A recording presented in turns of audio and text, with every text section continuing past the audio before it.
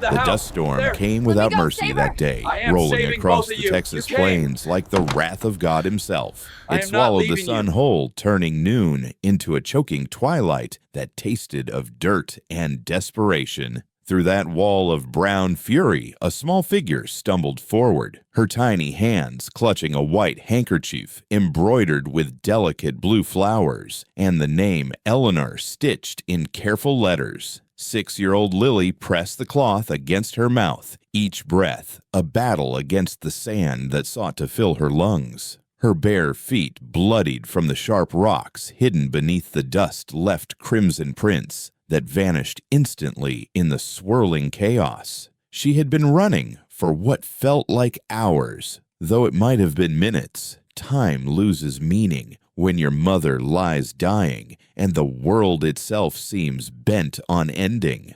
"Please," she whispered into the storm, though no one could hear. "Please, somebody help us."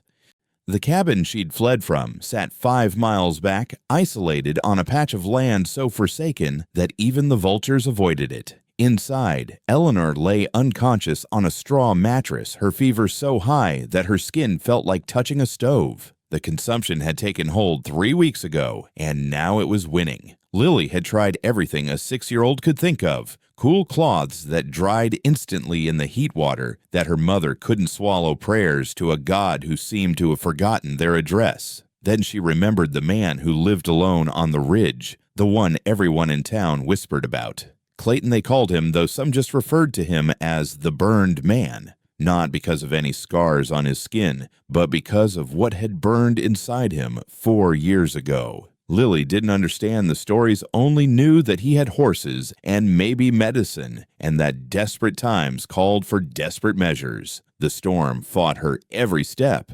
It threw sand in her eyes until tears carved clean tracks down her dirty cheeks. It pushed against her small body like invisible hands trying to force her back. But Lily had her mother's stubbornness, the kind that had seen Eleanor through the death of her husband in the war, through the shame of poverty, through the consumption that was slowly drowning her from the inside. When Lily finally saw the outline of Clayton's ranch house through the haze, she thought it might be a mirage. But no, there was the barn solid and real, and the fence posts standing like sentinels against the storm. Her legs gave out 20 feet from the porch, her small body crumpling into the dust like a discarded doll. The handkerchief fluttered from her grip, caught by the wind, and plastered itself against Clayton's front door like a white flag of surrender. Inside the house, Clayton sat in darkness despite the early hour, a half-empty bottle of whiskey, his only companion. The storm didn't bother him. He'd learned to live with darkness both outside and in. He almost didn't hear the soft thud against his door, might have ignored it entirely, if not for the strange stillness that followed, as if the storm itself had paused to take a breath. When he opened the door, the white handkerchief fell at his feet. Looking down, he saw the child collapsed on his porch, so small she looked like she could blow away. Her lips were moving, forming words he couldn't hear over the wind. He knelt beside her, and she grabbed his shirt with surprising strength, pulling him close enough to hear her whisper, "My mama's dying." She said to find the man who lives alone, because lonely men still remember kindness. Those words hit Clayton like a physical blow. He looked at the handkerchief in his hand, saw the name embroidered there, Eleanor. The storm suddenly felt like nothing compared to the tempest that name stirred in his chest. He knew that name had heard it spoken in reverence and grief by someone he'd loved and lost. Without hesitation, he scooped Lily into his arms. She weighed nothing, bird bones and determination wrapped in a dusty dress. "Where?" he asked, and she pointed back into the storm, into the hell she'd walked through to find him. Clayton didn't saddle a horse. In this weather, they'd be blind and likely to break a leg. Instead, he wrapped Lily in his coat, pulled his hat low, and walked into the storm. He knew this land like the lines on his palms, every rise and dip, every landmark. Even blind, he could find his way. They moved through the dust like ghosts, Clayton's long strides eating up ground while Lily clung to him, her face buried in his shoulder. She kept talking, her voice muffled but constant, as if words could keep her mother alive. She makes the best cornbread when we have corn. She sings sometimes, even when she's sad. She told me my daddy was brave, but I think she's braver. She doesn't cry, not even when she's scared. But I hear her sometimes at night when she thinks I'm sleeping, asking God why he took so much from her. Clayton said nothing, but his arms tightened around the child. He knew about talking to God in the darkness, about asking why. He'd done it every night for 4 years, ever since the night his carelessness with a lantern had cost him everything. His wife Sarah, his daughter Mary, both lost to flames while he'd been passed out drunk in the barn, too intoxicated to hear their screams until it was too late. The cabin materialized from the dust like something from a nightmare. Boards, weathered gray door, hanging open, banging against the frame with each gust of wind. Clayton set Lily down and entered, first his eyes adjusting to the dim interior. The smell hit him immediately. Fever, sweat sickness, and something else. Something familiar that made his heart stutter. On the bed lay a woman who looked like a ghost of someone he'd once known. Eleanor's face, even wasted by illness, bore an unmistakable resemblance to Sarah. The same delicate bone structure, the same curve of the lips, the same way her hair fell across the pillow. For a moment, Clayton couldn't breathe, couldn't move, trapped between past and present, like a man standing at the crossroads of redemption and damnation. "Mama!" Lily rushed past him, throwing herself beside the bed. Eleanor's eyes fluttered open, unfocused, burning with fever. "Lily!" Her voice was barely a whisper. "I told you not to go out in the storm. I found him, Mama. I found help." Eleanor's gaze shifted to Clayton, and even through the fever, something flickered in her eyes. Recognition, though not of him personally, but of something else. Perhaps she saw what Lily had seen. A man who knew suffering, who carried his ghosts like shadows, who might understand what it meant to be broken and still breathing. "Please," Eleanor whispered, and that single word carried the weight of every prayer she'd ever spoken. "Save my daughter. Not save me, not help us. Just save my daughter." The selflessness of it, the echo of another woman's last words 4 years ago, nearly brought Clayton to his knees. But this time he wasn't drunk. This time he wasn't too late. This time maybe he could be the man he'd failed to be before. The storm continued to rage outside, but inside that small cabin, something else was beginning. A story of redemption written in dust and tears of 3 broken souls about to discover that sometimes the greatest mercy comes disguised as the worst storm, forcing us to seek shelter in the most unexpected places. The storm had passed by morning, leaving the world scoured clean and somehow emptier for it. Clayton stood on the cabin's broken porch, surveying the damage, while inside, Eleanor fought her fever, and Lily kept watch like a tiny guardian angel. The landscape stretched before him, endless and unforgiving. Classic West Texas plains where the horizon seemed to mock human ambition with its vastness. This was cattle country, or had been before the drought of '79 drove most ranchers north. Now it was a graveyard of dreams dotted with abandoned homesteads and the bleached bones of livestock. The few who remained were either too stubborn to leave or too broken to start over elsewhere. Clayton counted himself among the latter. His ranch, the Double C, sat on 3,000 acres of scrub and sorrow. Once it had been prosperous. Sarah had seen to that with her head for numbers and her way with the buyers from Fort Worth. The cattle had been fat, the horses strong, and the future stretched out like a promise. Now Clayton ran maybe 50 head of Longhorn's wild things that took care of themselves, and a handful of horses he kept more for company than profit. He was 34, but looked older, the sun and grief having carved deep lines around his eyes. His hands, once steady enough to brand a calf in one clean motion, now shook slightly in the mornings until the first drink steadied them. He kept his dark hair long, not out of fashion, but neglect, and his clothes were good quality, gone to seed. the uniform of a man who'd given up impressing anyone, including himself. The town folk had their opinions about Clayton Mitchell, and they weren't shy about sharing them. In Perdition, yes, that was really the town's name, some founder's idea of a joke that stopped being funny decades ago. Everyone knew everyone's business. They knew Clayton had been somebody once before the fire. They knew he'd married above his station when he'd won Sarah Hammond's heart, the daughter of a federal judge who'd come west for her health and stayed for love. That man's pickled in guilt, Mrs. Hawkins would say at the general store, her voice carrying like she intended it to, drowning in whiskey and self-pity while the rest of us make do.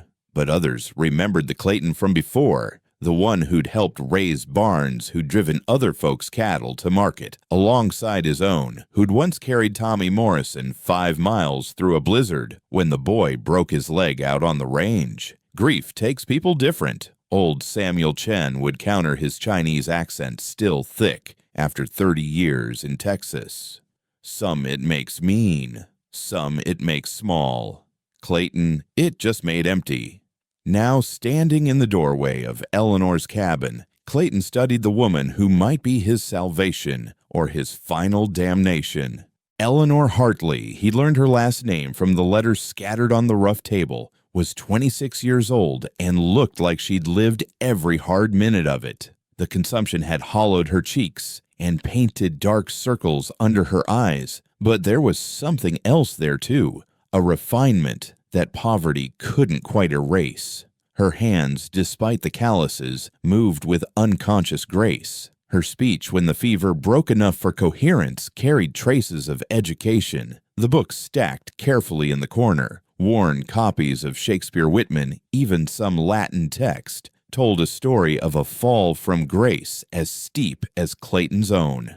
"My daddy is Judge Hartley." Lily had told him that first night, speaking with the matter-of-fact tone children use for tragedy. "But he doesn't want us anymore. Mama married a soldier, not a banker, so we're not family now." Judge Theodore Hartley. Clayton knew the name. Everyone in 3 counties did. The man owned half of Perdition's businesses and had his fingers in the rest. His daughter running off with an enlisted man had been the scandal of 78 bigger even than when the pastor's wife ran away with the traveling medicine show. Eleanor had returned after her husband's death pregnant and penniless, hoping for forgiveness. She'd found judgment instead. The judge had given her the cabin, a shack really used for storing grain in better times, and told her she'd made her bed. No money, no help, just 4 walls and a leaking roof, 5 miles from town, far enough that her shame wouldn't reflect on him.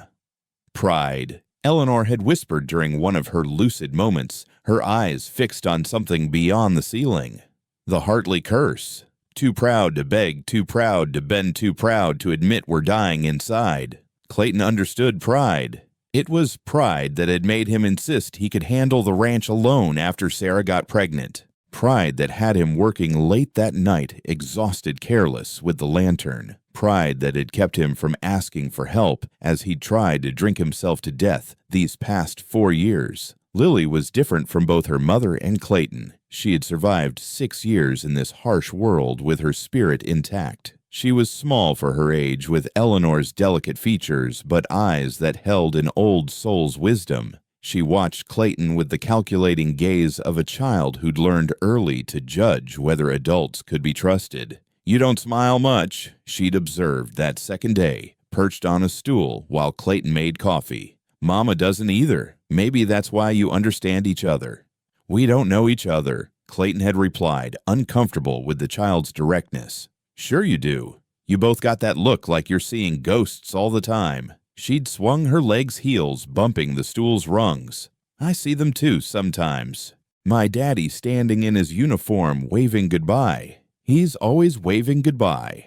The triangle of their pain formed quickly in that small cabin. Clayton tended Eleanor with the careful distance of a man afraid to care. Eleanor accepted his help with the wounded pride of a woman who'd sworn never to depend on anyone again. and Lily moved between them like a small diplomat, translating their silences, bridging their fears with her innocent wisdom. The fever raged for 3 days. Clayton had sent word to Dr. Morrison in town, but the man was dealing with a difficult birth at the Kruger farm. So Clayton did what he could with what he had. Willow bark tea for the fever cold compresses that Lily refreshed with heartbreaking dedication and the kind of stubborn refusal to let death win that had kept him going despite himself. On the 3rd night, the crisis came.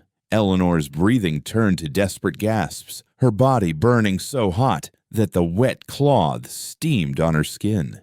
Clayton found himself praying for the first time since the fire, not elaborate words, but a simple repeated plea. Not again. Please, not again. Lily sat curled in the corner, clutching her father's letters, the only thing of his she had. She wasn't crying, just watching with those 2 old eyes as if she was memorizing everything in case this was the last night she'd have a mother. Tell me about my sister, Eleanor said suddenly, her voice clear despite the fever. Clayton froze. He'd never mentioned Sarah had been careful not to, but somehow Eleanor knew. Mama sees things when the fever comes, Lily explained quietly. She knew you'd come before I found you. She kept saying, Sarah's sending someone. The rational part of Clayton's mind said it was coincidence, fever dreams, nothing more. But the part that had been broken and reformed by grief heard truth in it. He sat beside Eleanor's bed and for the first time in 4 years spoke Sarah's name aloud. She was light. He said the words scraped raw from his throat. Even when she was dying, even when the doctor said she shouldn't have children, she was light. She made everything better just by being in the room. She would have loved you, Eleanor. You have her stubbornness, her way of tilting her chin when you're trying not to cry. Eleanor's hand found his hot with fever, but steady. She forgives you, she whispered. I don't know how I know, but I know. She forgives you. The words broke something in Clayton, a dam that had held for 4 years. He didn't sob. He was too empty for that. But tears ran down his weathered cheeks as he held Eleanor's burning hand and felt for the first time since the fire the possibility of absolution. By dawn, the fever broke. Eleanor would live, though the consumption still lurked in her lungs like a patient predator. Clayton knew, as he watched the sunrise paint the prairie gold, that something had shifted. He'd come to save them, but perhaps, just perhaps, they were saving him instead. The abandoned cabin with its broken door had become a crossroads where 3 damaged souls met. Each carried their own ghosts, their own guilt, their own desperate need for redemption. The West Texas plains, unforgiving as they were, had seen plenty of suffering. But sometimes, in the midst of that vast emptiness, they also witnessed the fragile beginnings of hope. Clayton looked at Lily asleep now, with her head on her mother's bed, still holding those precious letters. He looked at Eleanor, pale, but breathing steadily, her face peaceful for the first time since he'd arrived. And he made a decision that would have seemed impossible just days ago. They couldn't stay here. This cabin was a tomb, a monument to abandonment and loss. But his ranch, the Double C, had room. It had life even if he'd been too blind to see it. It had possibilities even if he'd been too broken to pursue them. We're leaving, he said aloud, though neither was awake to hear. All 3 of us, together. The words hung in the air like a vow witnessed by the morning sun and the endless prairie, a promise that would either resurrect them all or destroy what little remained of Clayton's battered soul. Memory has a way of ambushing a man when he least expects it. For Clayton it came while loading Eleanor's few possessions onto his wagon. A cracked mirror that had once belonged to her mother caught the light just so, and suddenly he was back 4 years watching Sarah brush her hair in their bedroom mirror, counting each stroke the way she always did. 100 strokes every night, her pregnant belly just beginning to show. You're staring again, she'd say, without turning that smile in her voice that made his chest tight with love. Can't help it. You're the prettiest thing in Texas. Liar, but keep talking. That was 3 weeks before the fire. 3 weeks before his carelessness destroyed everything beautiful in his world. The night it happened, Clayton had been celebrating. Old man Morrison had agreed to buy 50 head of cattle at top dollar, enough to secure the ranch's future and provide for the baby coming. He'd opened the good whiskey, the bottle Sarah had been saving for after the birth. Just one drink to mark the occasion became 3, became half the bottle, became him passed out in the barn while working on the books by lantern light. He woke to screaming, not human screaming, that would come later in his nightmares. This was the scream of wood, consumed of a house becoming a pyre. By the time he stumbled from the barn, the entire east side of the house was engulfed. He could see Sarah at the upstairs window, trapped her nightgown already smoking. Their daughter Mary was in her arms, 3 years old and silent with terror. Clayton had tried.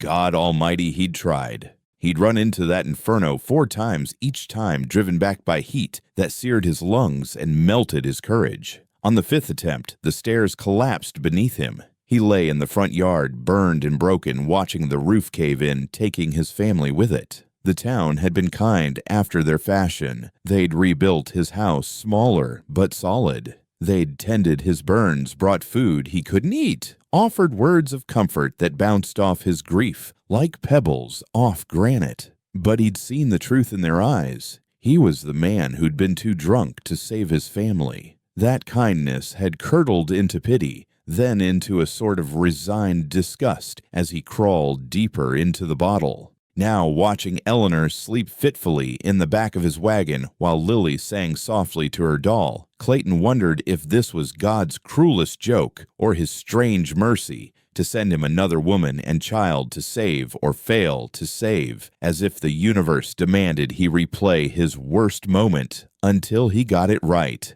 Eleanor had her own ghosts, though hers marched in uniform. She'd told him about James during one of her clearer moments. Her voice, flat with the exhaustion that comes after grief, has worn itself out. James Hartley had been nobody, a private from Missouri with a crooked smile and dreams of opening a hardware store after the war. But when he'd looked at Eleanor at that dance in Fort Worth, she'd felt seen for the first time in her life. Not as Judge Hartley's daughter, not as a prize to be won or a connection to be leveraged, but as herself. He had rough hands. She'd whispered, her eyes unfocused with memory. Daddy hated that said I'd married beneath myself. But those hands were gentle, Clayton. So gentle. He could calm a spooked horse with just a touch, could make me laugh when I wanted to cry about Daddy cutting us off. They'd had 6 months together before his unit was called to deal with raiders on the Mexican border. 6 months of poverty that felt like wealth because they had each other. Eleanor had taken in sewing, James had worked at the livery, and they'd lived in a room above the baker's that always smelled of bread and hope. The letter had come on a Tuesday. She remembered that because she'd been making Tuesday soup, whatever vegetables were cheap at market thrown together with hope and pepper. The official language was cold. We regret to inform you that Private James Hartley was killed in action during an engagement with hostile forces. But the second letter from James's sergeant told the real story. James had died, saving 3 wounded men, carrying them one by one to safety while taking fire. He'd been hit on the 3rd trip, but had still managed to drag the man to cover before dying. A hero's death, the sergeant wrote, though Eleanor knew James would have hated being called a hero. He'd have said he was just doing what needed doing. I went to Daddy after James died. Eleanor had told Clayton, her voice bitter as medicine. I was pregnant sick every morning with $12 to my name. I stood in his study, the same study where he'd taught me Latin and philosophy, where he'd praised my intelligence and promised I'd make him proud. And I begged, not for myself, but for James's child, his grandchild. Judge Hartley had looked at her swollen belly with the same disgust he'd show a diseased animal. He'd given her the deed to the cabin and $50. For the child, he'd said.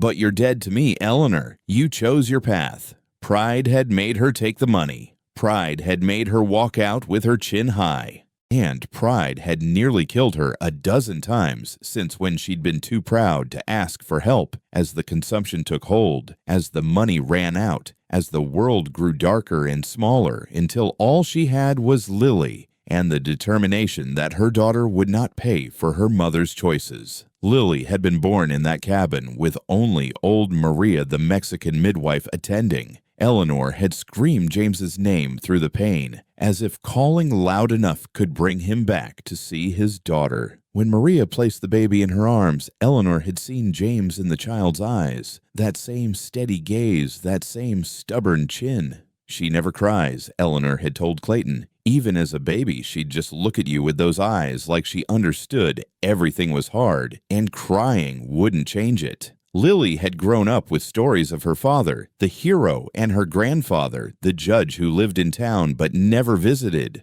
She'd learned to read from her mother's books, learned her numbers from helping count the few coins they had learned about love from the way Eleanor held her during the long, cold nights when there wasn't enough wood for the fire. But she'd also learned about abandonment, about pride, about the way the world could be cruel to women alone. She'd watched her mother grow thinner, watched her cough blood into handkerchiefs that she'd try to hide, watched the light in her eyes dim, even as she forced smiles for her daughter's sake. "Mama thinks I don't know she's dying," Lily had told Clayton one evening, her voice matter-of-fact in that devastating way children have. "But I know. I heard Mrs. Garcia tell Mrs. Brown that consumption always wins in the end. Is that true?" Clayton hadn't lied to her. "Sometimes, but not always. Your mama's strong." "She's tired of being strong. I see it. She only keeps going for me." Lily had paused, considering. Maybe that's enough, though. Maybe having someone to keep going for is enough. The child's wisdom had hit Clayton like a physical blow. For 4 years, he'd had no one to keep going for. He'd tended the ranch out of habit, not purpose. He'd woken each day, not because he wanted to, but because his body hadn't figured out how to stop. Now, loading the last of Eleanor's books into the wagon, Clayton felt something shift in his chest. Not healing, he was too broken for that, but maybe the possibility of it. These two needed him, not just his help, but him specifically. Eleanor, who carried Sarah's shadow in her features. Lily, who had her mother's pride and her father's courage. They needed someone who understood loss, who knew that sometimes the only way forward was to keep breathing until breathing got easier. As they prepared to leave the cabin, Eleanor had insisted on standing, leaning heavily on Clayton's arm. She'd looked back at the place that had been both shelter and prison, and Clayton saw her shoulders straighten. "I thought I'd die here," she said quietly. "I was ready to. It seemed fitting to fade away in a place where no one would notice." "Someone noticed," Clayton replied, nodding toward Lily, who was carefully carrying her doll and her father's letters. "She's the only good thing I ever did. The only thing I got right." Eleanor's voice broke slightly. "I'm terrified I won't live long enough to see her grown to see her safe." Clayton had wanted a promise that she would, but he'd learned the hard way that promises were just wishes dressed up in certainty. Instead, he'd said, "Then we'd better make whatever time there is count." As the wagon rolled away from the cabin, none of them looked back. The past lived inside them in their scars and their memories, in the ghost of James's crooked smile and Sarah's 100 brushstrokes and little Mary's weight in Clayton's arms. They carried their dead. With them always would. But maybe Clayton thought as he watched Lily point out a hawk to her mother, making Eleanor smile despite her exhaustion, maybe the dead didn't want them to stop living. Maybe that was the real betrayal, not the failure to save them, but the failure to honor them by living fully in their absence. The Double C Ranch appeared in the distance, and with it, the terrifying possibility of a second chance. Clayton didn't believe in redemption, not really, but he was beginning to believe in something almost as powerful, the stubborn human refusal to let tragedy have the last word. The journey to the Double C should have taken 3 hours. It took 7. Eleanor's fever returned with the afternoon heat, turning her coherent, if weak presence into a delirious weight in the wagon bed. Lily held her mother's head in her lap, singing the same lullaby over and over. Something about mockingbirds and diamond rings that made Clayton's chest tight with memory. They had to stop twice for Eleanor to be sick, her body rejecting even the small sips of water Lily coaxed past her lips. The second time, Clayton found himself holding Eleanor's hair back while she retched bile into the prairie grass, her body so light it felt like holding a bird. She mumbled apologies between heaves, shame coloring her pale cheeks. James would be so disappointed, she whispered, and Clayton realized she thought he was her dead husband. I was supposed to be stronger than this. You're the strongest woman I know, Clayton found himself saying, playing along with her delirium, because sometimes truth comes easier through lies. Rest now. Let me carry this for a while. She'd looked at him then with such trust, such relief, that Clayton felt the weight of every promise he'd ever broken. But Lily was watching from the wagon, those old soul eyes measuring his every move, and he knew this was a test he couldn't afford to fail. When they finally crested the last rise before the ranch, the sun was setting, painting everything in shades of gold and blood. The double C spread out before them, the main house with its wraparound porch, the barn that had been Clayton's refuge, and prison, the corrals where a handful of horses raised their heads to watch their approach. It's beautiful, Lily breathed, and Clayton saw it through her eyes for a moment, not as the monument to his failures, but as possibility. Space to run animals to tend a real roof that didn't leak windows that weren't cracked. To a child who'd known only that desolate cabin, it must have seemed like a kingdom. The house felt different with them in it. Eleanor collapsed into the bed in the downstairs guest room, Sarah's mother's room when she'd visited, and didn't wake even when Clayton and Lily worked to change her sweat-soaked dress for one of Sarah's nightgowns he'd never been able to throw away. That first night, Lily wouldn't leave her mother's side. She curled up on the floor beside the bed, her father's letters clutched to her chest, refusing Clayton's offer of the couch or even a proper pillow. I need to hear her breathing, she explained. Sometimes it stops for a bit, and I have to shake her to make it start again. The matter-of-fact way she said it, a 6-year-old who'd become her mother's keeper, made Clayton want to punch something. Instead, he brought down quilts and made her a proper pallet, then sat in the chair by the door, keeping watch over them both. Somewhere around midnight, Eleanor began talking in her sleep, not the mumbled fragments of normal dreams, but full conversations with the dead. She talked to James about the crops they'd never plant, the store he'd never open. She talked to her mother dead these 10 years, asking for recipes and advice about babies. And then, unexpectedly, she talked to Sarah. I know you sent him, Eleanor said, clear as day, though her eyes remained closed. I know you couldn't rest until someone helped us. Sisters know even when they've never met. Thank you for sending your cowboy to save us. Clayton went cold. He'd never told Eleanor that Sarah had a sister who died young, before Eleanor was even born. Sarah had talked about her sometimes, the sister she'd never known, but always felt connected to who died of scarlet fever at age 3. Sarah had even said once, lying in bed with her hand on her pregnant belly, that she hoped their daughter would have a sister someday, someone to share secrets with the way she'd never been able to. Mama sees things, Lily said softly from her pallet. Not scary things. Just true things that haven't happened yet, or happened long ago. Grandpa called it hysteria, but Daddy called it a gift. He said some people are just closer to the veil between here and there. Clayton didn't believe in such things. Couldn't afford to.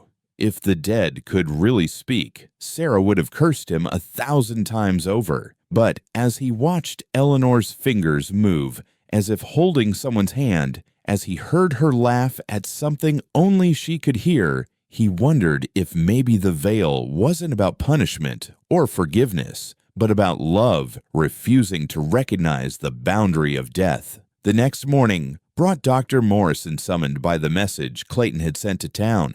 He was a thin, nervous man who'd come west for his health and stayed because his wife liked the emptiness. He examined Eleanor thoroughly while Clayton and Lily waited on the porch, the child's hand somehow finding its way into Clayton's calloused palm. "The consumption's advanced," Morrison said when he emerged, his bag clutched tight like a shield. "But not hopeless. Rest, good food, clean air. She might have years yet, or months. God decides these things, not doctors." He left a bottle of laudanum for the pain and instructions that seem both too simple and too complex. "Keep her warm, but not too warm, fed, but not too much rested, but not immobile." Clayton paid him with money he'd been saving to drink himself to death with, and found he didn't mind the loss. That afternoon, while Eleanor slept and Lily explored the barn, Clayton found himself in Sarah's garden. He hadn't touched it since the fire. 4 years of neglect had turned her neat rows into a tangle of weeds and volunteer plants that had somehow survived without him. He stood at the gate she'd painted white, now peeling and worn, and remembered her planning each section, drawing diagrams all winter for what she'd plant come spring. Need help. Eleanor stood behind him, wrapped in a blanket despite the heat swaying slightly but upright. She shouldn't have been out of bed, but the determination in her eyes told him arguing would be pointless. "You should be resting." "I've been resting my whole life, seems like. Resting while James went to war. Resting while Daddy threw us away. Resting while my daughter learned to be brave alone." She moved past him into the garden, her fingers trailing over the dried stalks of what had once been tomatoes. "Sarah loved this place, didn't she?" It wasn't really a question, but Clayton answered anyway.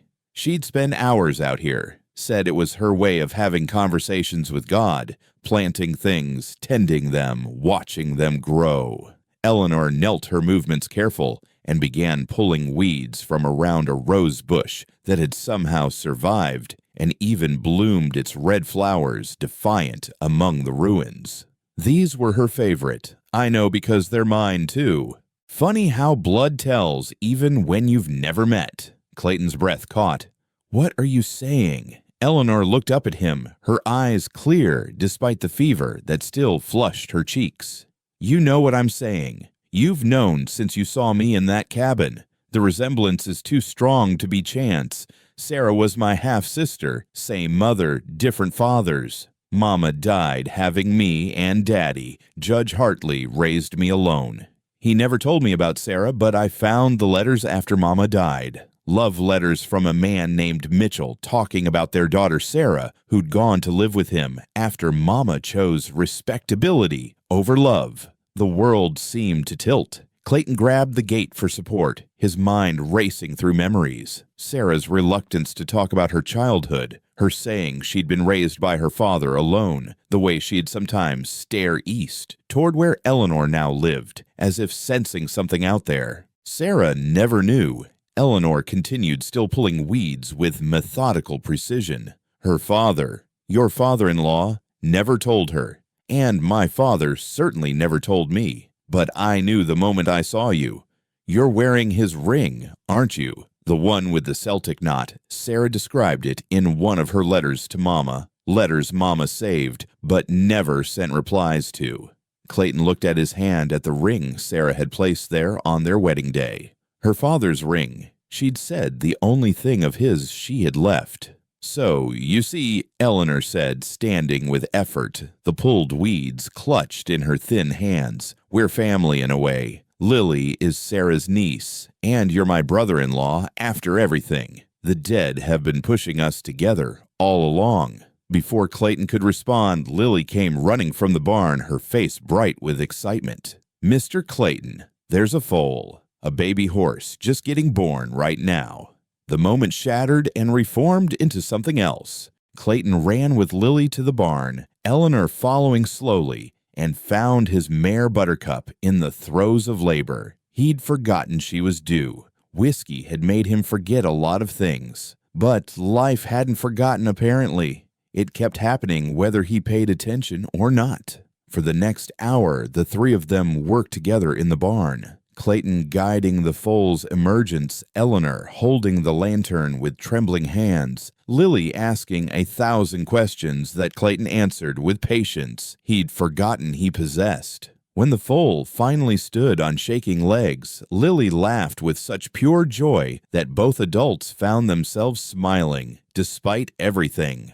"What should we name him?" Clayton asked Lily, the question surprising him as much as her. Lily looked at the colt brown with a white star on his forehead, then at her mother, then at Clayton. "Hope," she said firmly, "because that's what he is, isn't he? Hope that things keep going even when everything seems broken." Eleanor made a sound that might have been a sob or a laugh, and Clayton found his throat too tight to speak. So he just nodded his hand, finding Eleanor's shoulder steadying her or himself. He wasn't sure which. That night, they ate dinner together at the kitchen table, where Clayton hadn't sat in 4 years. Eleanor had insisted on cooking, making a simple soup from the supplies Clayton had forgotten he had. Her hand shook, and she had to rest twice, but the soup was good seasoned with something more than salt and pepper, seasoned with the intention of nourishment, of care. Lily chattered through the meal about the foal, the barn cats she'd discovered, the books she'd seen on Clayton's shelves. Her presence filled the silence that had lived in the house so long Clayton had stopped noticing it. Eleanor ate slowly, each spoonful an effort, but she ate. And Clayton found himself eating too, really tasting food for the first time since the fire. After dinner, as Lily played with the barn cats on the porch and Eleanor rested in her chair by the window, Clayton found himself telling them about Sarah, not the saint he'd created in his guilt-twisted memory, but the real woman, stubborn and funny, terrible at cooking, but brilliant with numbers, afraid of thunderstorms, but brave enough to face down a rabid wolf that threatened their chickens. "She would have loved you both," he said, surprising himself with the truth of it. She always wanted the house full of family. Eleanor reached over and took his hand, her fingers cool and fragile in his rough palm. "We're here now," she said simply. "Maybe not the way anyone planned, but here, nonetheless." That night, Clayton didn't drink. He sat on the porch watching the stars that Sarah used to name for him and felt something shift in his chest. Not healing, not yet, but the possibility of it. The promise that maybe, just maybe, the dead didn't want him to die with them. Maybe they wanted him to live for them to be the bridge between what was lost and what could still be found. The morning after Judge Hartley's ultimatum, Clayton woke to find Lily sitting on the porch steps, her small hands folded in her lap, watching the sunrise paint the prairie gold. Eleanor sat beside her, wrapped in 3 blankets, despite the warming air, her breathing shallow but steady. "Couldn't sleep?"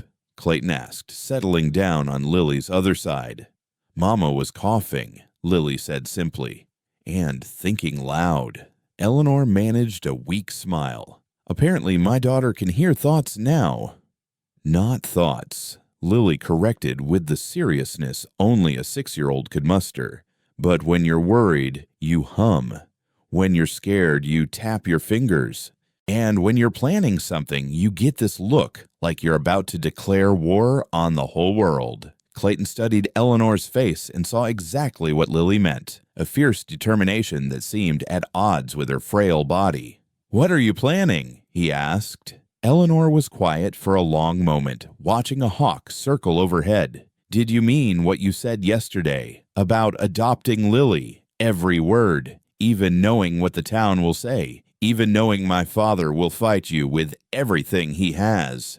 Clayton thought about the 4 years he'd spent as a pariah, the whispers, the judgment, the isolation that had nearly killed him. Then he looked at Lily, this brave little soul who'd run through a dust storm for help, who'd held her mother's hand through fever dreams, who'd somehow decided he was worth trusting. Let them talk. Let him fight. I've lost everything once already. There's freedom in that, knowing the worst has already happened and you survived it.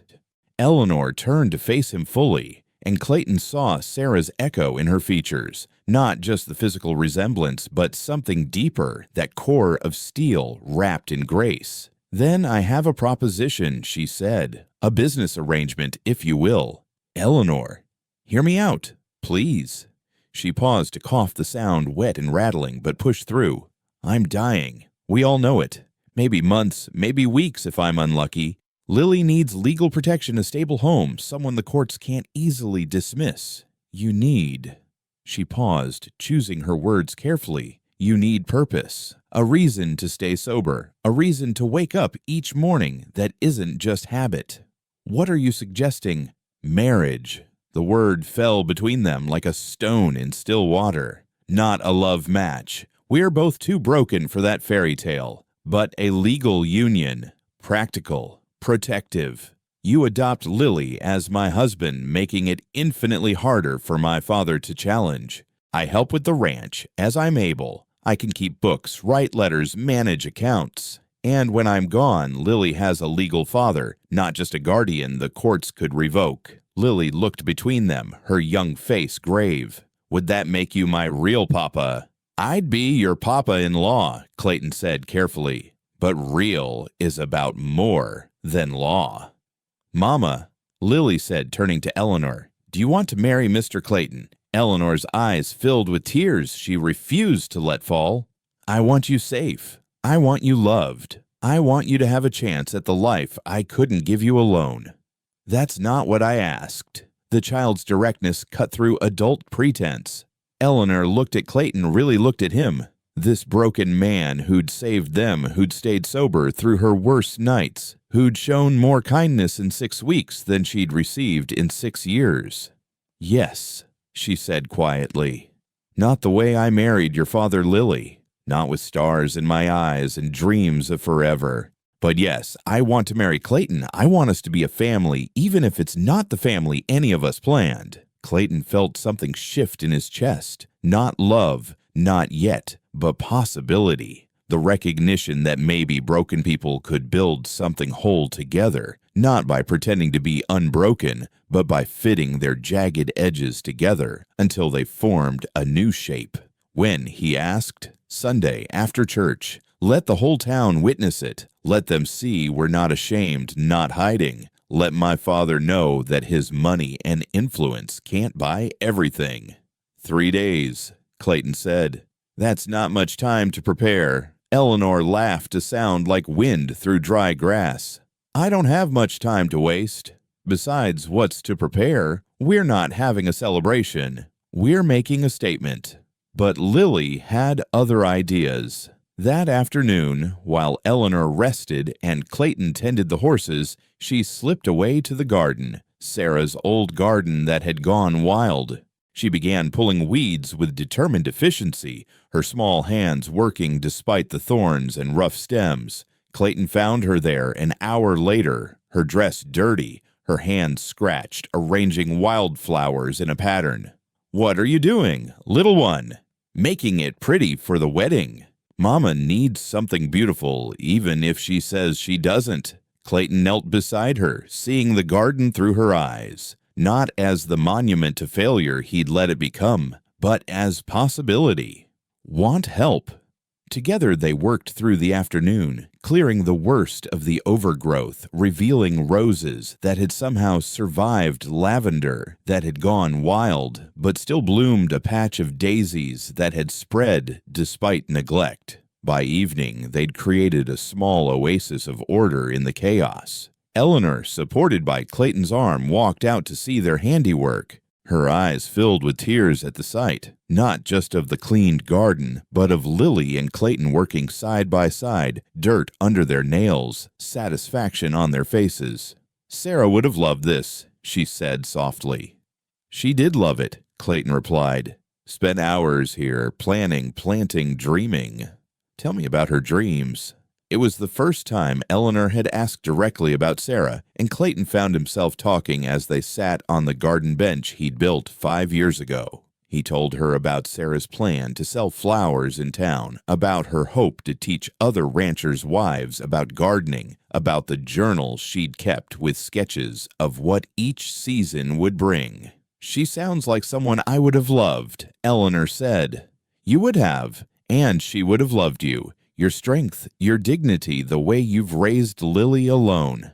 "Not alone anymore," Eleanor said and reached for his hand. It wasn't romantic, that first deliberate touch. It was something else, a ceiling of partnership, a recognition of shared burden, a promise without words. That evening, word of the impending marriage spread through perdition like wildfire. By nightfall, Clayton counted 3 separate groups of townspeople who'd ridden out to the ranch, just passing by, their real purpose transparent: to gauge the scandal, to gather gossip, to judge. Mrs. Hawkins was the boldest, arriving with 2 other women from the Temperance Society. "We've come to talk sense into you," she announced without preamble. "This marriage is unseemly. A dying woman and a drunk, using a child as an excuse for impropriety." "What's improper about providing a child with a stable home?" Eleanor asked from her chair, her voice steady despite her exhaustion.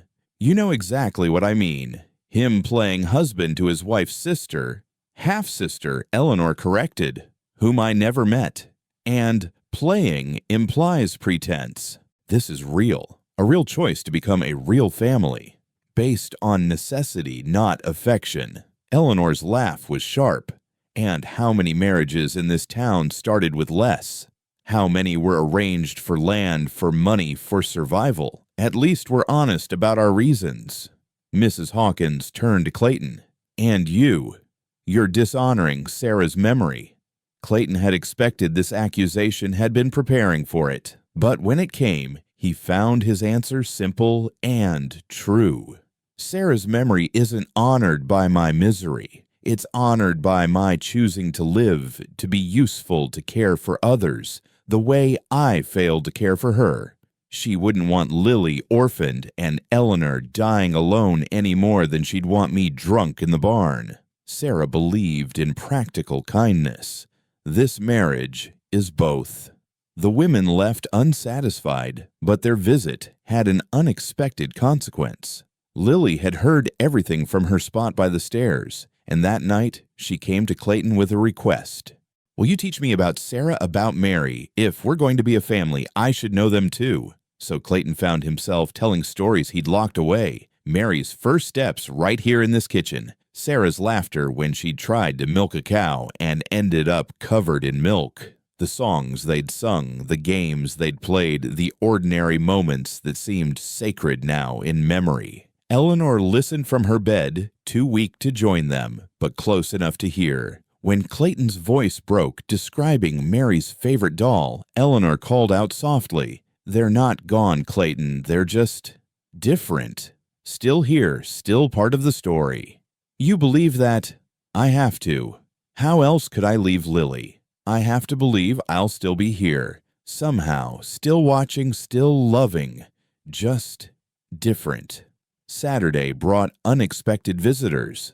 Samuel Chen arrived with herbs and teas, pressing them into Eleanor's hands. "For strength," he said simply.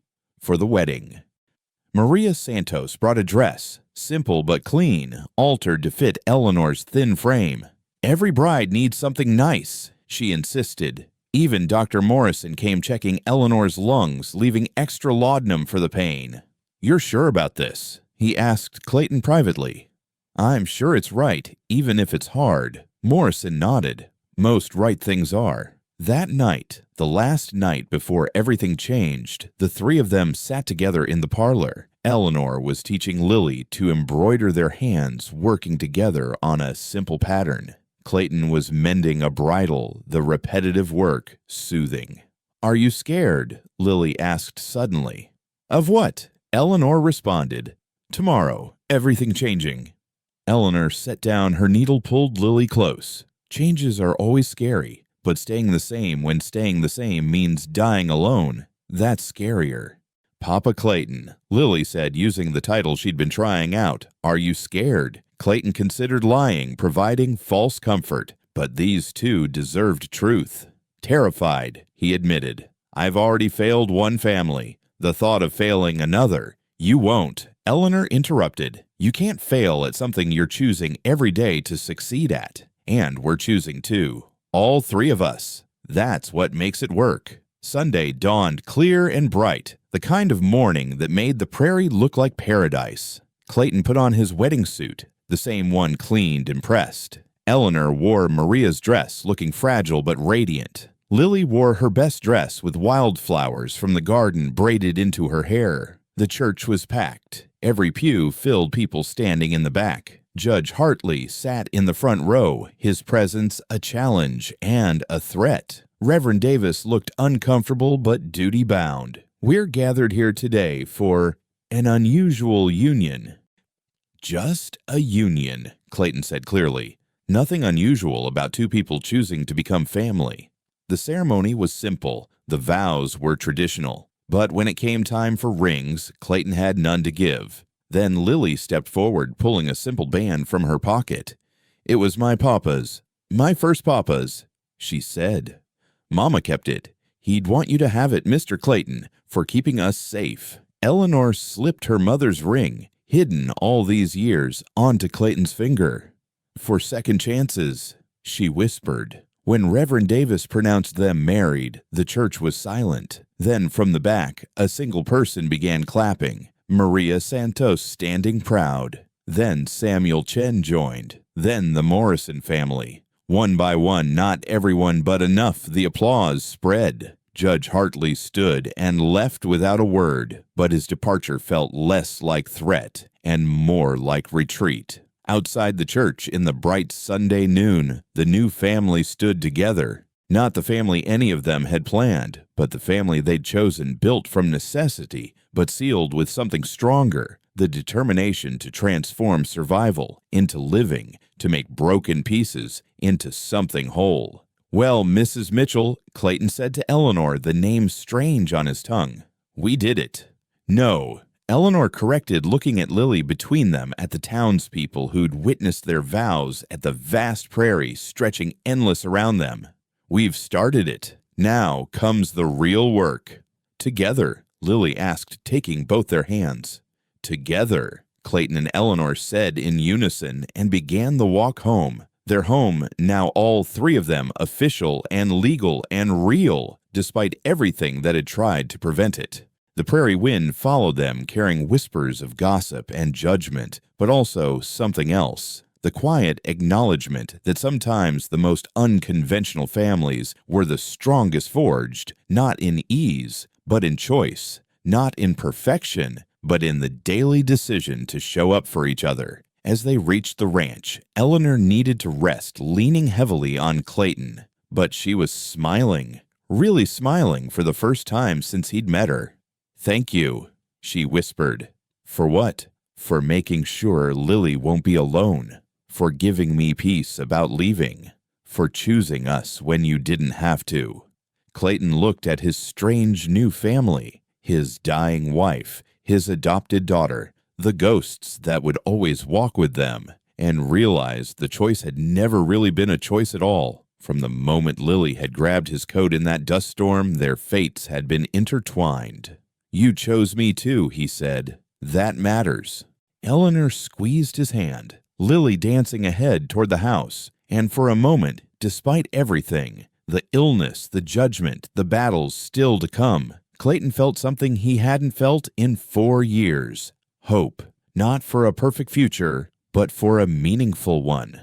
Not for happiness necessarily, but for purpose. The marriage certificate would be filed Monday. The adoption papers would follow. Judge Hartley would mount his legal challenges. The town would gossip. Eleanor would continue dying. But today, they were a family, legal and legitimate and real. And that Clayton thought, as he helped Eleanor up the porch steps of their home, that was enough for now. The first morning, as a married couple arrived with a crisis. Eleanor woke coughing blood more than usual, bright red spattering across the white sheets like accusations. Lily found her first screaming for Clayton, who came running from the barn, still holding a curry comb. "Can't breathe." Eleanor gasped between coughs, her lips tinged blue. Clayton lifted her to sitting, supporting her weight entirely as she struggled for air. The consumption was accelerating, perhaps triggered by the stress of the wedding, perhaps simply following its cruel timeline. Lily, ride to town. Get Dr. Morrison. I can't leave, Mama. Go. Clayton's voice was sharper than intended fear, making him harsh. Lily fled, tears streaming, and Clayton immediately regretted his tone. But there was no time for gentleness, not with Eleanor drowning in her own blood. He carried her to the kitchen, sitting her upright in a chair, opening all the windows despite the morning chill. The fresh air seemed to help marginally. He found the laudanum Morrison had left, helped her take a few drops between coughing fits. Sorry, Eleanor whispered when she could speak. Terrible. Start to marriage. Stop apologizing for being sick. Someone should have warned you. Brides who cough blood. On honeymoons. Even dying, she was trying to make him smile. Clayton held her against his chest, feeling how bird-thin she'd become, how each breath rattled like dice in a cup. Morrison arrived within the hour, Lily clinging to the back of his horse. His examination was thorough, but his conclusion foregone. The disease is advancing faster than expected. The stress, the dust, the exertion of recent days. He trailed off, meeting Clayton's eyes over Eleanor's head. We need to make some changes if she's going to last more than a few weeks. What kind of changes? Complete bed rest. No cooking, no cleaning, nothing. She needs clean air humidity if possible. And he hesitated. You might consider moving her bed to the main floor. Stairs will become impossible soon. Eleanor, who'd been silent through the examination, spoke up. I won't be an invalid. I won't lie in bed while my daughter watches me rot. Then you'll die faster, Morrison said bluntly. Your choice. After the doctor left, the three of them sat in heavy silence. Finally, Lily spoke, her small voice carrying unexpected authority. We need a new way. Not Mama doing everything, not Mama doing nothing. Something in between. And so began their strange new rhythm. Clayton moved Eleanor's bed to the parlor by the large window where she could see the garden and the prairie beyond. They established what Eleanor could do, mending, which kept her hands busy without taxing her lungs, letter writing for the ranch business, teaching Lily from bed. Clayton took over the household tasks he'd never learned. That first breakfast was a disaster. Eggs, burned black coffee strong enough to float a horseshoe biscuits that could have been used as weapons. Eleanor laughed until she coughed, and even that was worth the culinary failure. James couldn't cook either, she wheezed. First meal he made me, I thought he was trying to poison me for my inheritance. What inheritance? Exactly. Lily became Clayton's assistant and teacher in domestic matters. At 6 years old, she knew more about running a household than he did at 34. You're stirring too hard, Papa Clayton. Gentle, like you're afraid of it. I'm not afraid of biscuit dough. Then why are you attacking it? The second attempt was better. The third, almost edible. By the end of the first week, they'd developed a system. Clayton handled the heavy work. Waterwood laundry. Lily managed what she could reach. Dishes, dusting, feeding chickens. Eleanor directed from her bed throne, as Clayton had started calling it, making her sound like a queen rather than an invalid. The evenings became sacred. After dinner, they'd gather in the parlor, Eleanor propped up with every pillow in the house, and she'd read aloud. Her voice was weaker now, sometimes fading to whispers, but she performed each character with distinction. They traveled through Dickens's London Twain's Mississippi, even attempted Shakespeare, though Eleanor laughed at Clayton's confusion over the language. It's English, isn't it? He'd asked during Hamlet. Technically, just fancy English, wearing its Sunday best and showing off. One evening, about 2 weeks into their marriage, Eleanor made a request that surprised them both. Tell me about your childhood, Clayton. Before Sarah, before everything. Who were you as a boy? Clayton hadn't thought about those years in so long they felt like someone else's memories. But slowly, haltingly, he began to talk. My father was a blacksmith in Missouri. Honest work, hard work. He wanted me to take over the shop, but I had bigger dreams. Wanted to be a cattleman, own land, be somebody important. He paused, considering. Funny how you chase importance and end up finding out it was in the small things all along. What happened to him? Your father died when I was 17. Lung fever from working in the smoke all those years. Mother followed 6 months later. Broken heart, the doctor said, though I think it was just loneliness. They'd been together since they were 15. Eleanor reached for his hand. So you came to Texas alone? Had to. Nothing left in Missouri but ghosts and a smithy I didn't want. Met Sarah at a church social in Fort Worth. She was visiting her aunt, trying to decide whether to stay in Texas or go back east for finishing school.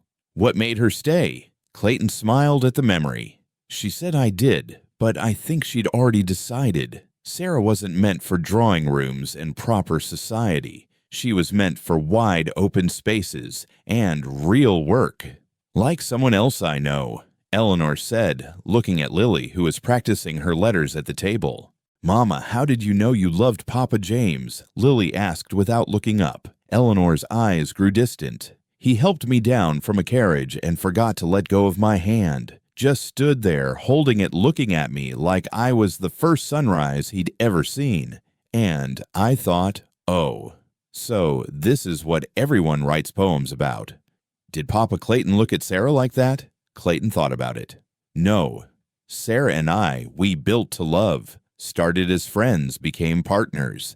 Then somewhere along the way, realized we couldn't imagine life apart. Less lightning strike, more slow dawn. Which is better? Lily asked. Neither, Eleanor said. Both. Love's like water. Sometimes it's rain sudden and overwhelming.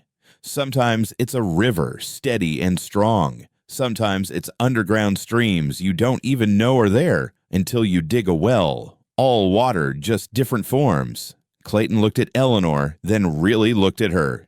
This dying woman who'd become his wife out of necessity, who was teaching his adopted daughter about love she'd likely never experience, who faced each day with grace, despite knowing it brought her closer to the end. What kind is ours? Lily asked innocently. Our family love. Eleanor and Clayton exchanged glances. How to explain that their marriage was built on practicality, not passion, that their love was for Lily, not each other. But Eleanor, wise as always, found the words. Ours is like a house. We're building it room by room, board by board. It's not complete, yet might never be exactly what we planned, but it's shelter. It's home.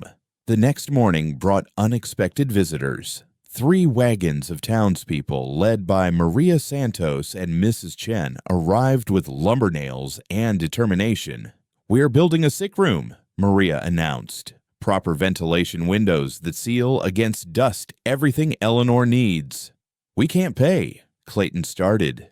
No one asked you to, Mrs. Chen interrupted. This is what neighbors do. For 3 days, the ranch became a construction site. The men built an addition to the house, a bright, airy room with large windows facing the garden, specially sealed against drafts and dust. The women sewed curtains, made quilts, even painted the walls a soft yellow that caught the morning light. Eleanor watched from her temporary bed on the porch, tears streaming down her face. Why? She kept asking. Why are they doing this? Old Sam Chen answered her. Because you teach the little ones when their parents work. Because you write letters for those who can't. Because your husband helped rebuild the Morrison barn after the storm last year, even when the town shunned him. Small kindnesses add up, Mrs. Mitchell. This is interest on the investment. The room, when finished, was beautiful. More than that, it was functional. The windows could be adjusted for airflow. The bed was positioned to catch morning sun but avoid afternoon heat. Shelves held Eleanor's books and medicines within easy reach. It's perfect, Eleanor whispered when Clayton carried her in. Too perfect for dying in. Then don't die, Lily said fiercely. Live in it instead. That became their rallying cry through the difficult weeks that followed. When Eleanor's fever spiked and she hallucinated James calling her home, Lily would climb into bed with her and whisper, "Live in it instead." When the pain became so bad that Eleanor begged Clayton to let her go, he'd hold her hand and repeat, "Live in it instead." And somehow, against Morrison's predictions, Eleanor did live. Not thriving, not recovering, but maintaining a fragile equilibrium. The new room helped. The clean air, the sunlight, the view of the garden where Lily planted flowers under Clayton's guidance, all of it seemed to give her strength, or at least peace. Clayton discovered he had a talent for nursing. His large hands could be incredibly gentle, supporting Eleanor when she needed to sit up, massaging her back when the coughing left her muscles screaming. He learned to read her needs before she voiced them. Water when her lips grew dry, another pillow when breathing became hard silence when talking took too much effort. "You'd have made a good doctor," Eleanor told him one afternoon. "Doctors need education. I barely finished 3rd grade." Education's not just books, Clayton. It's paying attention. It's caring enough to learn. You do both.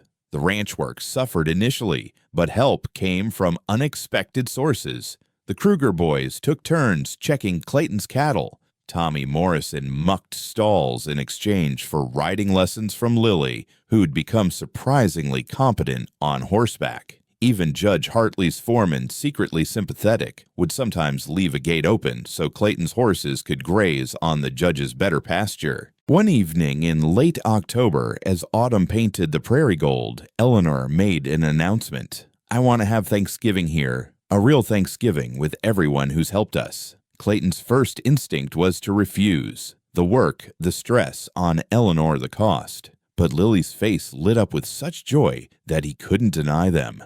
"We'll make it work," he said. The preparation became a family project. Eleanor directed from bed, creating lists and schedules with military precision. Clayton handled the physical preparations, borrowing tables, setting up outdoor cooking areas. Lily became the runner, carrying messages between her parents, learning to read Eleanor's increasingly shaky handwriting, translating Clayton's gruff suggestions into polite requests.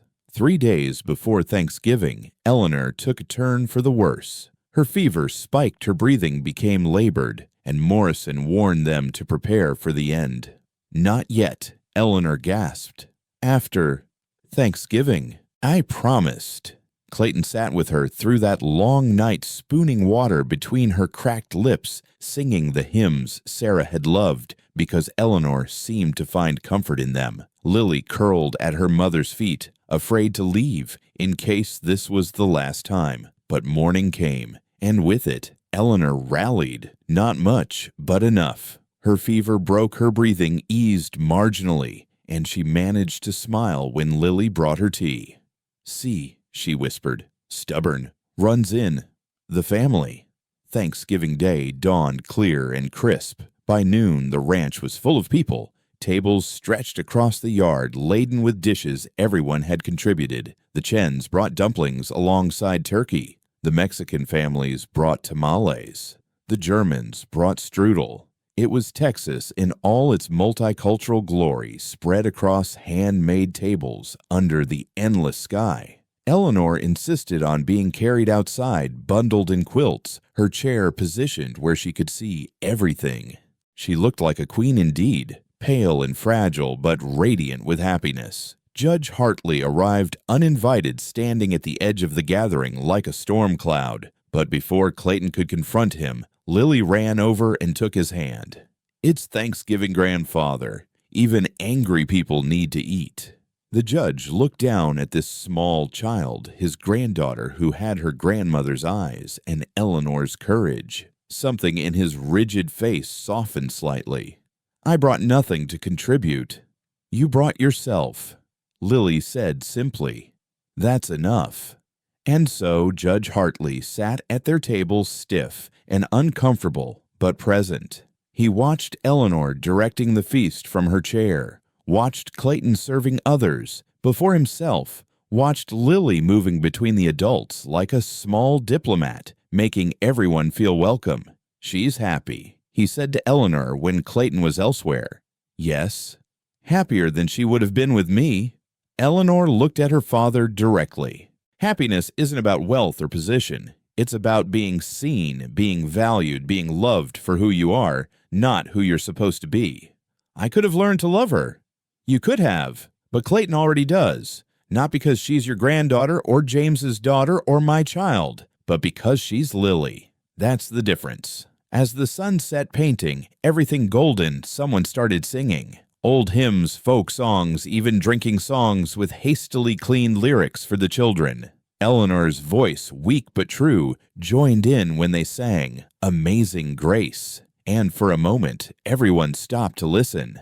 Clayton found himself watching his strange family, his dying wife leading songs, his adopted daughter dancing with the other children, his neighbors who'd become friends despite everything. The house behind them expanded with love, and lumber stood as testament to what community could build. This was what Eleanor had meant by home, not just shelter, but sanctuary. Not just a place, but a feeling. Not just survival, but life, real life chosen and cherished despite its impermanence. That night, after everyone had gone, the three of them sat in Eleanor's new room, too full and tired to speak much. Finally, Eleanor broke the silence. This is what I want you to remember, not the dying, but this, the living we squeezed in around the edges of dying. We'll remember all of it, Clayton promised. The hard parts too, Lily added. They make the good parts more important. Eleanor smiled, reaching for both their hands. My wise girl, my good man, my unexpected family. Outside, a norther was blowing in promising cold and possibly snow. But inside, in the room, built by community, furnished with hope, and warmed by the strange love of a makeshift family, they were safe. They were home. And for now, for this moment, suspended between what was lost and what would be lost, it was enough. More than enough. It was everything. The letter arrived on a Tuesday morning in early December, carried by a courier who wouldn't meet Clayton's eyes. The expensive paper, the official seal, the precise handwriting. Everything about it screamed legal threat before Clayton even opened it. Petition for immediate custody transfer. He read aloud to Eleanor, who lay propped in her bed, having one of her better mornings. On grounds of moral turpitude, financial instability, and imminent maternal death. Eleanor laughed, but it turned into a cough. Imminent. Such a cold word for something so personal. He's filed with the circuit court. Hearings in 2 weeks. 2 weeks before Christmas, Eleanor noted. Father always did have impeccable timing for cruelty. Lily, who'd been practicing her letters at the small desk Clayton had built for her, looked up with those two old eyes. What does custody transfer mean? Clayton knelt beside her. Your grandfather wants you to live with him. But I live here. This is my home. We know that, little one. But sometimes adults need judges to tell them obvious things.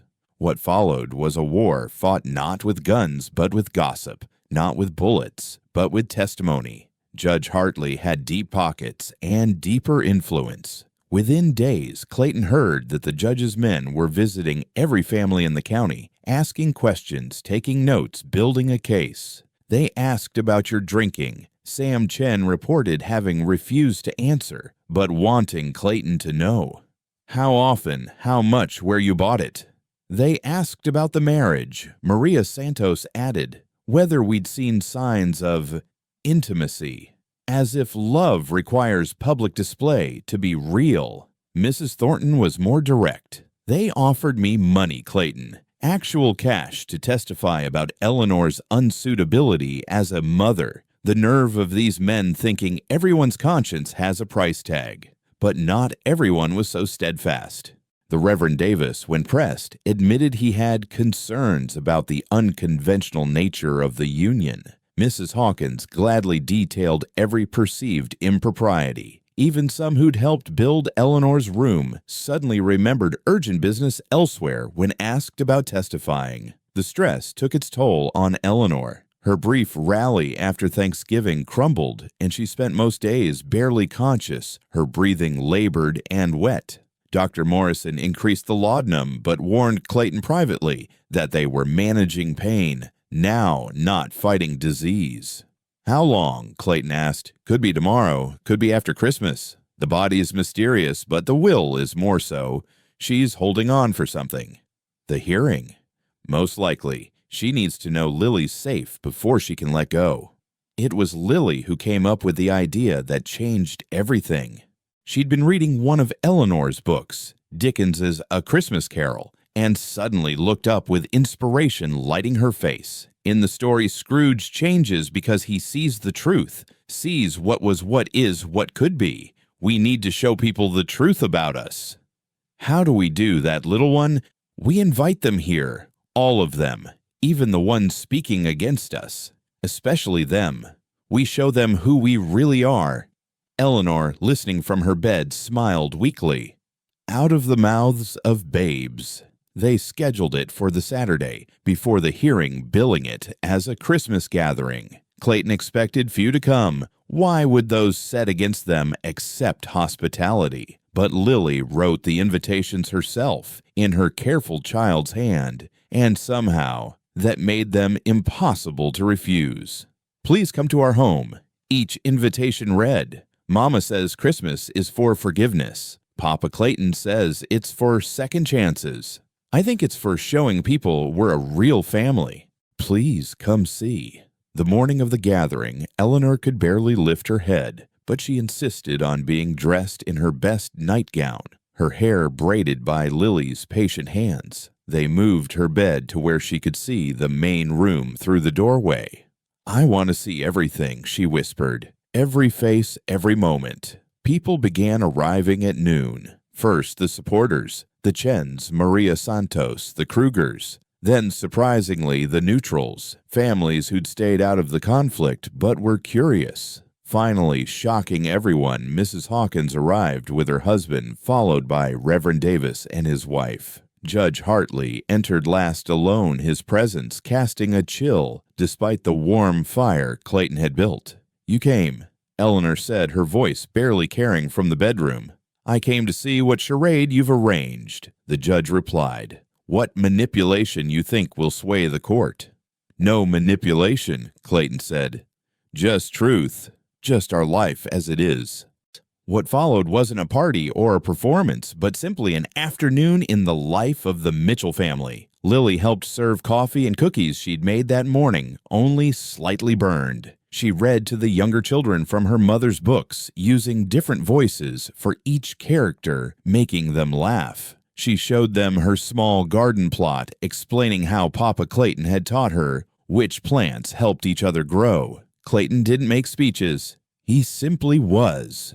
Helping elderly Mrs. Chen to a chair, fixing a broken toy for the Morrison boy, discussing next year's planting with Klaus Kruger. Several times he excused himself to check on Eleanor, adjusting her pillows, giving her medicine, speaking to her in low, gentle tones that everyone could hear but not quite make out. The moment that shifted, everything came unexpectedly. Eleanor's breathing suddenly worsened, her lips turning blue as she gasped for air. Without being asked, the entire room mobilized. Maria Santos rushed to prepare her special tea. Sam Chen ran for the doctor. Mrs. Morrison gathered the children and took them outside. Even Mrs. Hawkins, forgetting her disapproval, wet cloths in cool water. Clayton lifted Eleanor to sitting, supporting her entirely, his face calm but his hands trembling. Lily climbed onto the bed, holding her mother's hand, singing the lullaby Eleanor had always sung to her. Something about mockingbirds and diamond rings, her young voice steady despite her tears. "I'm sorry," Eleanor gasped between breaths. "Ruining the party." "Nothing's ruined, Mama," Lily said firmly. "This is just how we are. We take care of each other." Judge Hartley stood frozen in the doorway, watching his daughter fight for breath, watching the man he'd called unfit hold her with infinite gentleness, watching his granddaughter face the crisis with courage that seemed impossible in someone so young. When the attack finally eased, when Eleanor could breathe again, though weakly, she looked directly at her father. "This is my family. She managed. Not perfect, but real. Not chosen at first, but chosen every day since. The judge turned and left without a word, but something in his rigid posture had cracked. The gathering continued subdued now, but somehow more genuine. People stayed to help with evening chores. The men tended Clayton's animals while he stayed with Eleanor. The women prepared a simple supper, teaching Lily new recipes as they worked. As the sun set, Reverend Davis approached Clayton privately. "I was wrong," he said simply. "I looked at the surface, the hasty marriage, the unconventional arrangement. I didn't see the love underneath. It's not the love I expected, but it's love nonetheless. Will you testify to that?" "I will, and I'll bring others. Mrs. Hawkins was crying in the kitchen, you know. Said she'd forgotten what real family looked like, having never been blessed with children of her own." One by one the visitors left, but not before stopping to speak to Eleanor, to press Lily's hand, to nod at Clayton with newfound respect. Even those who'd come to judge left as witnesses to something they hadn't expected. A family forged in crisis but sustained by choice. That night, as Clayton was banking the fire, a rider approached. He tensed, expecting more legal threats, but it was Judge Hartley's personal secretary, a nervous man named Collins. "The judge sent me," Collins said, not dismounting. "He wants you to know he's withdrawing the custody petition." Clayton felt his knees nearly buckle with relief. "Why?" He said Eleanor was right. Love isn't about blood or money. It's about showing up every day, especially the hard days. He said, "You've shown up more for his daughter and granddaughter in 3 months than he did in years." Collins handed Clayton an envelope. He also said to give you this. Inside was a document, not a will or legal paper, but a simple note in the judge's hand. "For Lily's education, for Eleanor's medicines, for the family I failed to see. Theodore Hartley." Along with the note was a bank draft for more money than Clayton had seen in his lifetime. Clayton wanted to tear it up, to throw the charity back in the judge's face. But this wasn't about his pride. It was about Eleanor getting the medicines she needed, about Lily having the education she deserved. When he told Eleanor, she smiled through her tears. He's trying. In his broken way, he's trying. That's all any of us can do. The next morning brought unexpected snow, rare for this part of Texas. Lily had never seen snow before and pressed her face against the window in wonder. "Can we go out, Mama? Can we see it?" Eleanor was too weak to leave bed, but she insisted Lily and Clayton go. "Bring some back for me," she whispered, "so I can feel it." Clayton bundled Lily in every piece of warm clothing they owned, and they ventured into the white world. Lily's joy was infectious, making snow angels, throwing handfuls of white powder in the air, trying to catch snowflakes on her tongue. "It's like the whole world got clean," she said, spinning in circles until she fell dizzy into a drift. Clayton scooped up clean snow in a bowl for Eleanor, and they hurried back inside. Eleanor touched the snow with wonder, letting it melt between her fingers. "Beautiful," she murmured. "Worth the cold." That afternoon, visitors began arriving again, not for a gathering this time, but simply to check on the family. Mrs. Chen brought soup. The Krugers brought firewood. Maria Santos brought more medicine, refusing the money Clayton tried to pay. "Family doesn't pay," she said firmly. And like it or not, the whole town's become family now.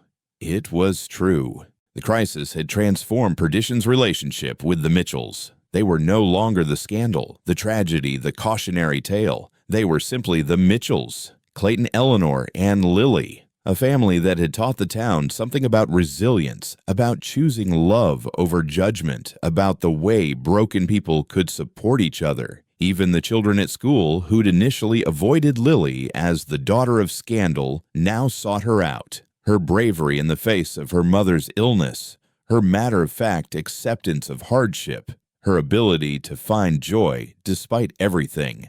It drew others to her like moths to flame. "Tommy Morrison wants to marry me," Lily announced one evening, causing Clayton to choke on his coffee. You're 7 years old." I told him that. He said he'd wait. I said he'd be waiting forever because I'm going to be a teacher like Miss Patterson and travel the world like in Mama's books. Eleanor laughed weakly from her bed. "That's my girl. Dream bigger than the prairie." But even as life settled into a new rhythm, even as the legal threat receded, even as the town embraced them, Eleanor continued to fade. She was like snow in sunshine, beautiful, precious, but inevitably melting away. The week before Christmas, she called Clayton to her bedside while Lily was at school. "I need to tell you something," she said, her voice barely a whisper now. "About Sarah." Clayton's chest tightened. "What about her?" "The night I married James, I had a dream. A woman who looked like me but different, stronger, happier, came and told me I'd suffer greatly, but that my suffering would heal someone else's wounds. She said her name was Sarah." Clayton wanted to dismiss it as coincidence, but Eleanor's eyes held such certainty. "She said you'd resist at first, that you'd think you were betraying her by caring for us. But she wanted me to tell you, love isn't finite. It doesn't run out. Loving us doesn't diminish what you had with her. It honors it. Eleanor, listen, I don't have many words left, and these are important. You're going to want to crawl back into that bottle when I'm gone. Don't. You're going to want to protect Lily from everything. You can't. You're going to think you failed us like you failed them. You didn't. You haven't. You won't." She gripped his hand with surprising strength. "Promise me you'll remember. You saved us, but we saved you too. That's what family does. They save each other over and over in big ways and small. I promise. And Clayton, one more thing. When the time comes when you meet someone who makes you smile without trying, don't resist. Sarah wouldn't want you alone. Neither do I." That evening, Judge Hartley came to visit. He entered quietly, hat in hand, looking older and smaller than Clayton had ever seen him. May I speak with my daughter?" Clayton nodded, leading him to Eleanor's bedside. The judge sat carefully, as if afraid to disturb the air around her. "Eleanor, Father, I was wrong about everything, about James, about you, about what matters." Eleanor's eyes filled with tears. "We all were. That's what makes us human. Can you forgive me?" "I forgave you the day Lily was born. I looked at her and understood. We do terrible things thinking we're protecting our children. You thought you were protecting me. I was protecting my pride." "That too. But I had pride as well. I could have tried harder to bridge the gap. We both built that wall brick by brick." The judge took her hand gentle as if holding a bird. "She's remarkable, your Lily. Our Lily. She's Clayton's Lily now. Promise me you'll respect that. Support it." "I promise." They sat in silence for a while, father and daughter, years of hurt dissolving in the face of approaching loss. Finally, the judge spoke again. "Your mother would be proud of your courage, your grace, your choice to love, despite everything. Tell me about her." "I barely remember." And so, as snow began to fall again, outside, Judge Hartley told his daughter about her mother. Not the society woman she'd become, but the young girl who'd loved wild flowers and dancing and had once scandalized her own father by riding astride instead of side saddle. Clayton listened from the doorway, seeing the family resemblance clearly now, not just in features, but in spirit. The same courage, the same defiance of convention, the same capacity for love that transcended propriety. When the judge finally left, he stopped at the door. "Take care of them, Mitchell. They're all the family I have left." "They're all the family I have, too," Clayton replied, and meant it. That night, as the snow continued to fall, blanketing the prairie in pristine white, the three of them sat together, Eleanor in her bed, Clayton in his chair beside her, Lily curled between them, reading from their favorite Dickens story. And it was always said of him, Lily read, that he knew how to keep Christmas well if any man alive possessed the knowledge. May that be truly said of us and all of us. and all of us. Eleanor whispered her hand, finding Clayton's her other resting on Lily's head. Outside the town of Perdition slept under its blanket of snow, transformed from a place of judgment to a community of grace. The Mitchell family, unconventional, imperfect, temporary, sat in their circle of lamplight, holding each other against the approaching darkness, proving that sometimes the families we choose are stronger than the ones we're born into. The drought started in September, unseasonable and unrelenting. The sky turned to brass, the earth to iron, and the wind carried dust instead of relief. Wells that had never run dry began to sputter. Cattle started dying, their bones jutting through hide like accusations against the merciless sun. But that was just the beginning. Eleanor's collapse came on the same day they found the first dead horse. Clayton had been checking the eastern pasture when he heard Lily screaming. Not a child's cry of hurt or fear, but something primal, desperate. He ran faster than he had since the night of the fire, his boots pounding the baked earth, and found Eleanor crumpled in the garden blood, frothing from her lips, her body convulsing. She was just picking tomatoes. Lily sobbed, her small hands covered in her mother's blood. She was just picking tomatoes, and then she fell, and the blood came and won't stop. Clayton carried Eleanor inside her weight. Nothing now, maybe 90 pounds of failing flesh and stubborn spirit. Dr. Morrison came within the hour, his face grave as he examined her. The consumption's moved to the final stage, he said quietly, out of Lily's hearing. The drought, the dust, it's accelerating everything. She needs to be in a sanatorium somewhere with clean air. The nearest one's in San Antonio. That's 300 miles. Then she dies here. Maybe weeks, probably days. Clayton felt the world tilt. They'd known this was coming, but knowing and facing were different things. Don't tell her days. She'll give up if she knows it's days.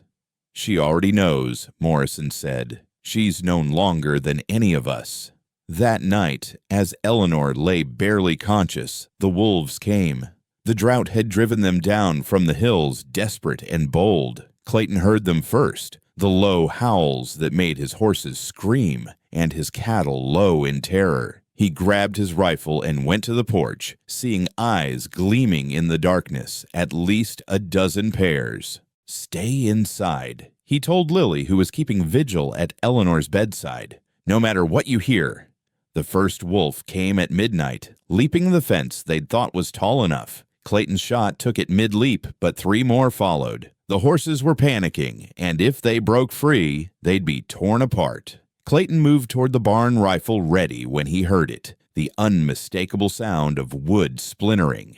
The wolves had found a weak spot in the barn wall. What followed was a nightmare of snarling and gunfire, Clayton fighting to protect the animals that were their livelihood, while knowing Eleanor might be dying inside. He killed 4 wolves before the pack retreated, but not before they'd brought down his milk cow and injured 2 horses. When he returned to the house covered in blood and powder burns, he found Eleanor awake, propped up by Lily, a pistol in her trembling hands. "Thought you might need backup," she whispered, attempting a smile that turned into a cough. "You can barely lift that gun." Desperation's stronger than sickness sometimes. She looked at him with those gray eyes that had seen too much. "We're losing, aren't we? The drought, the wolves, me dying. It's all coming at once." Before Clayton could answer, thunder rolled across the prairie. Not the promise of rain, but the rumble of hooves.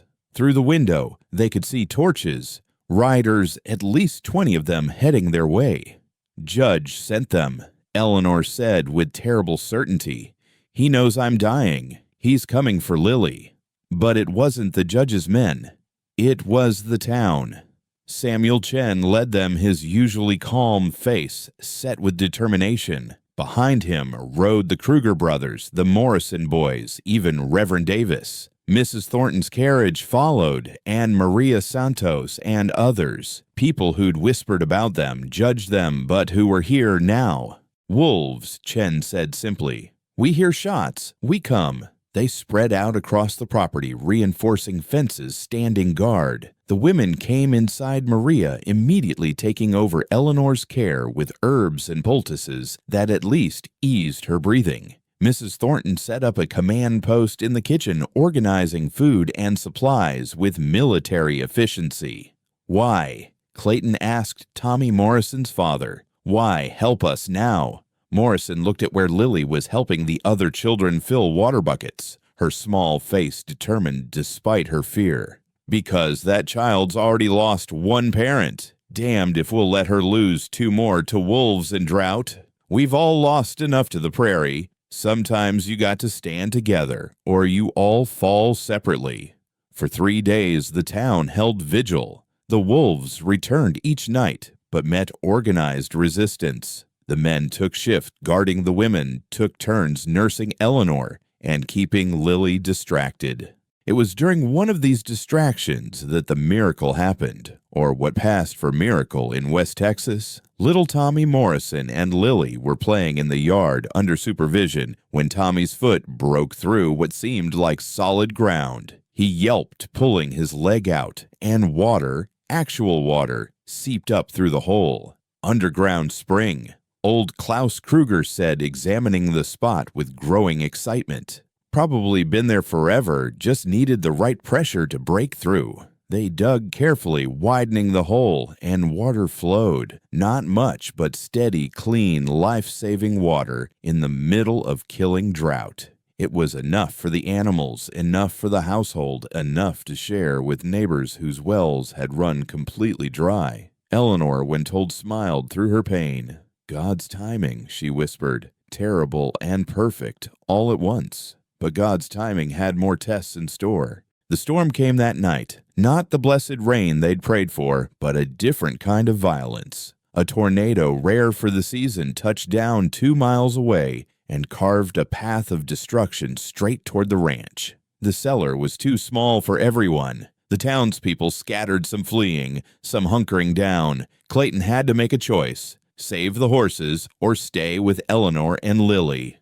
"Go," Eleanor said, gripping his hand with surprising strength. "Save what you can. We'll be here." But Clayton didn't go. He pulled Eleanor and Lily into the small cellar, cramming in with Maria and Mrs. Chen, and listened to the world tear itself apart above them. The roar was like nothing he'd ever heard, like the earth itself screaming. The house shook boards, shrieking, glass shattering. Lily pressed against him, and he found Eleanor's hand in the darkness. "If we die," Eleanor said, having to shout over the storm, "at least we die together. That's better than alone." "We're not dying," Clayton shouted back. "Not today.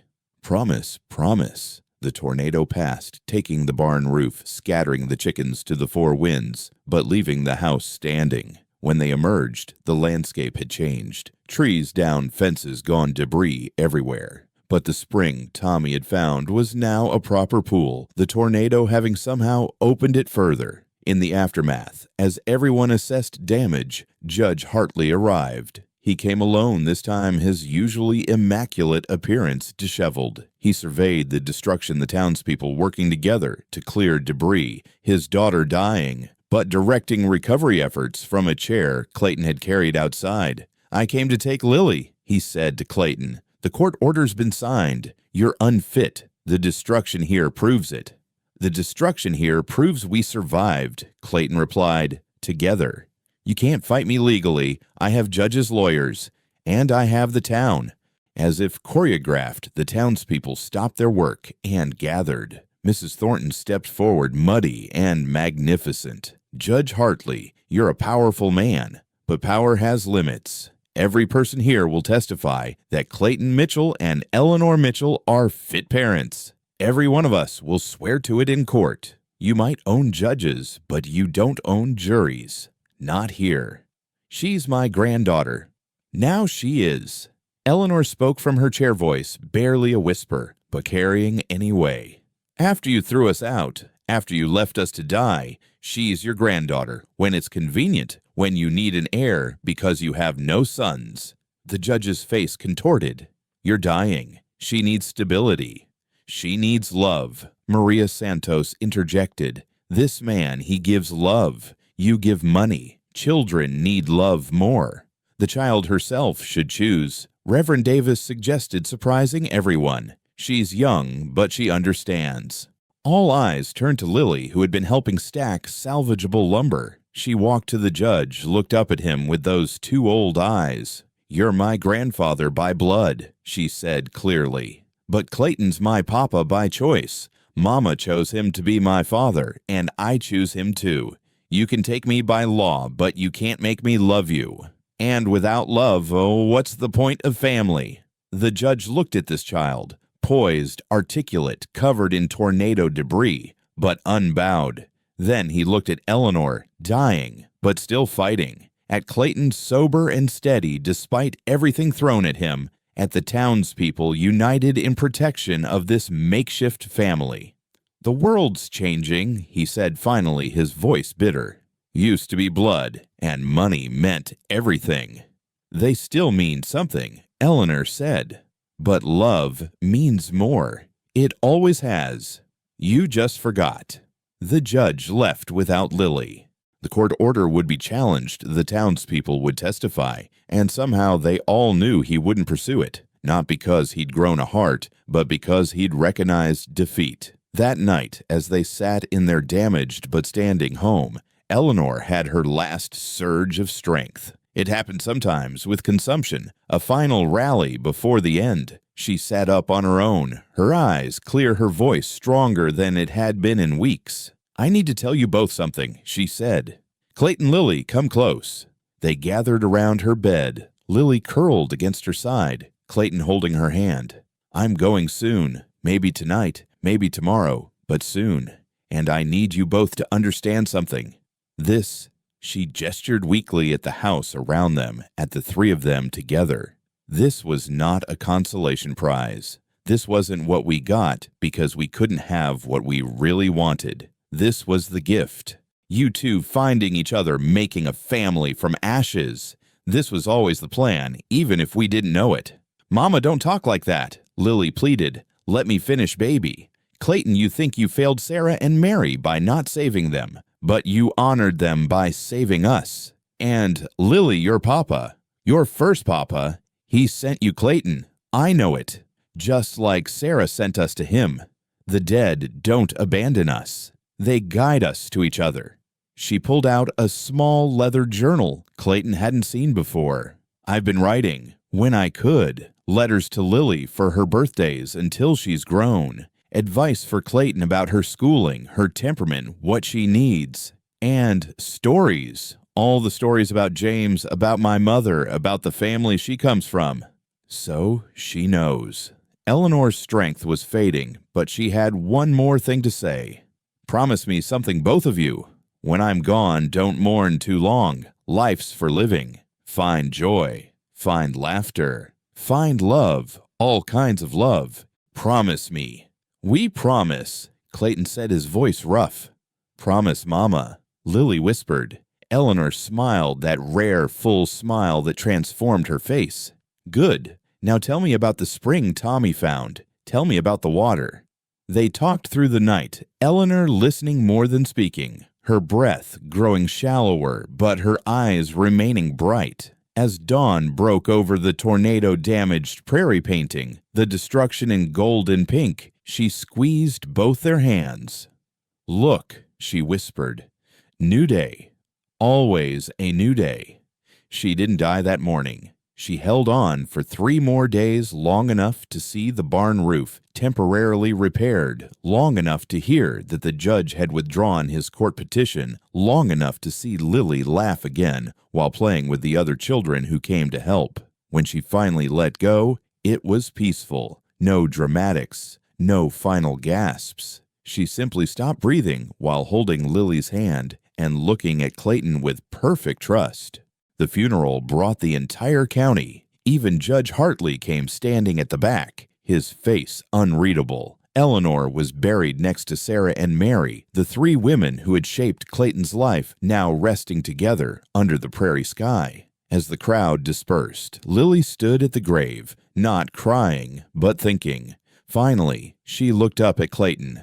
She was right, wasn't she? About this being the gift, not the consolation. Clayton knelt beside his daughter, for that's what she was now, fully and completely. Yeah, little one, she was right. Then we better not waste it. No, Clayton agreed, standing and taking her hand. We better not.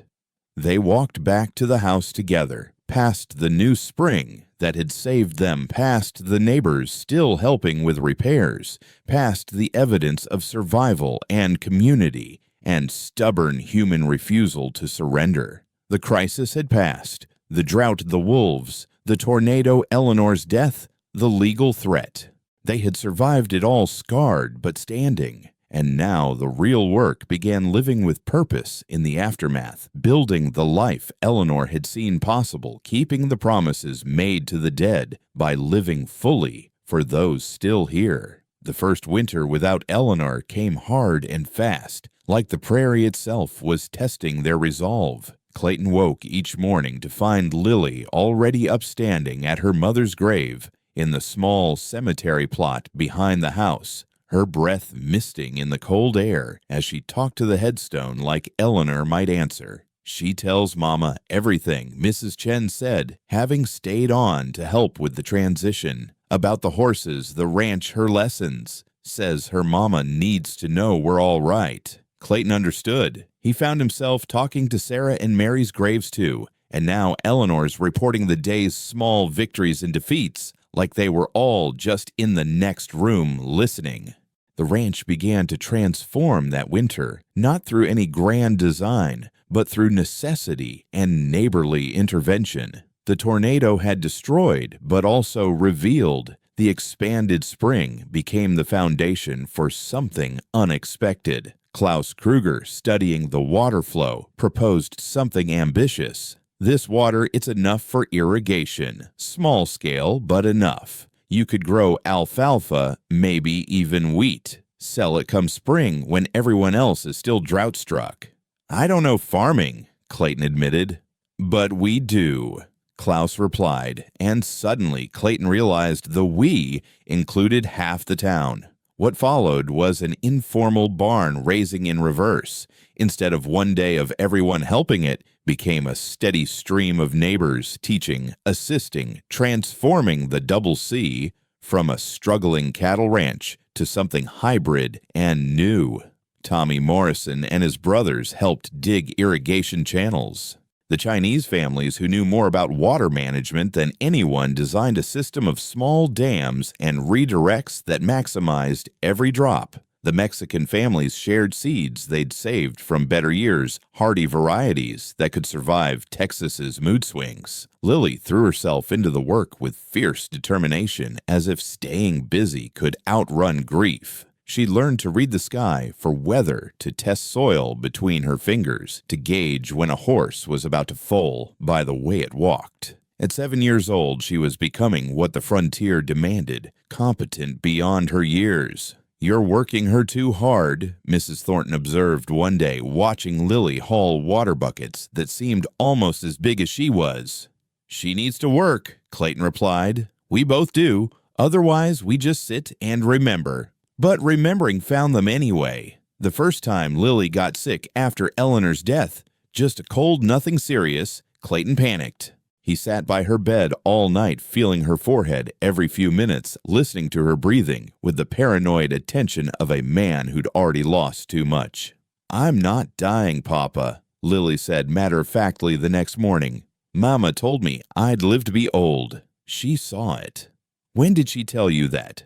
The night before she died. She said she saw me grown up with children of my own, teaching them to read like she taught me. Clayton wanted to dismiss it as a dying woman's hopeful rambling, but Eleanor's visions had been right too often to ignore entirely. Spring came with unexpected bounty. The alfalfa grew thick and green, the wheat stood tall, and the Double C became the only ranch in 3 counties with surplus feed. Clayton could have charged desperate prices, could have made enough to set them up for years. Instead, he remembered Eleanor's words about community and family.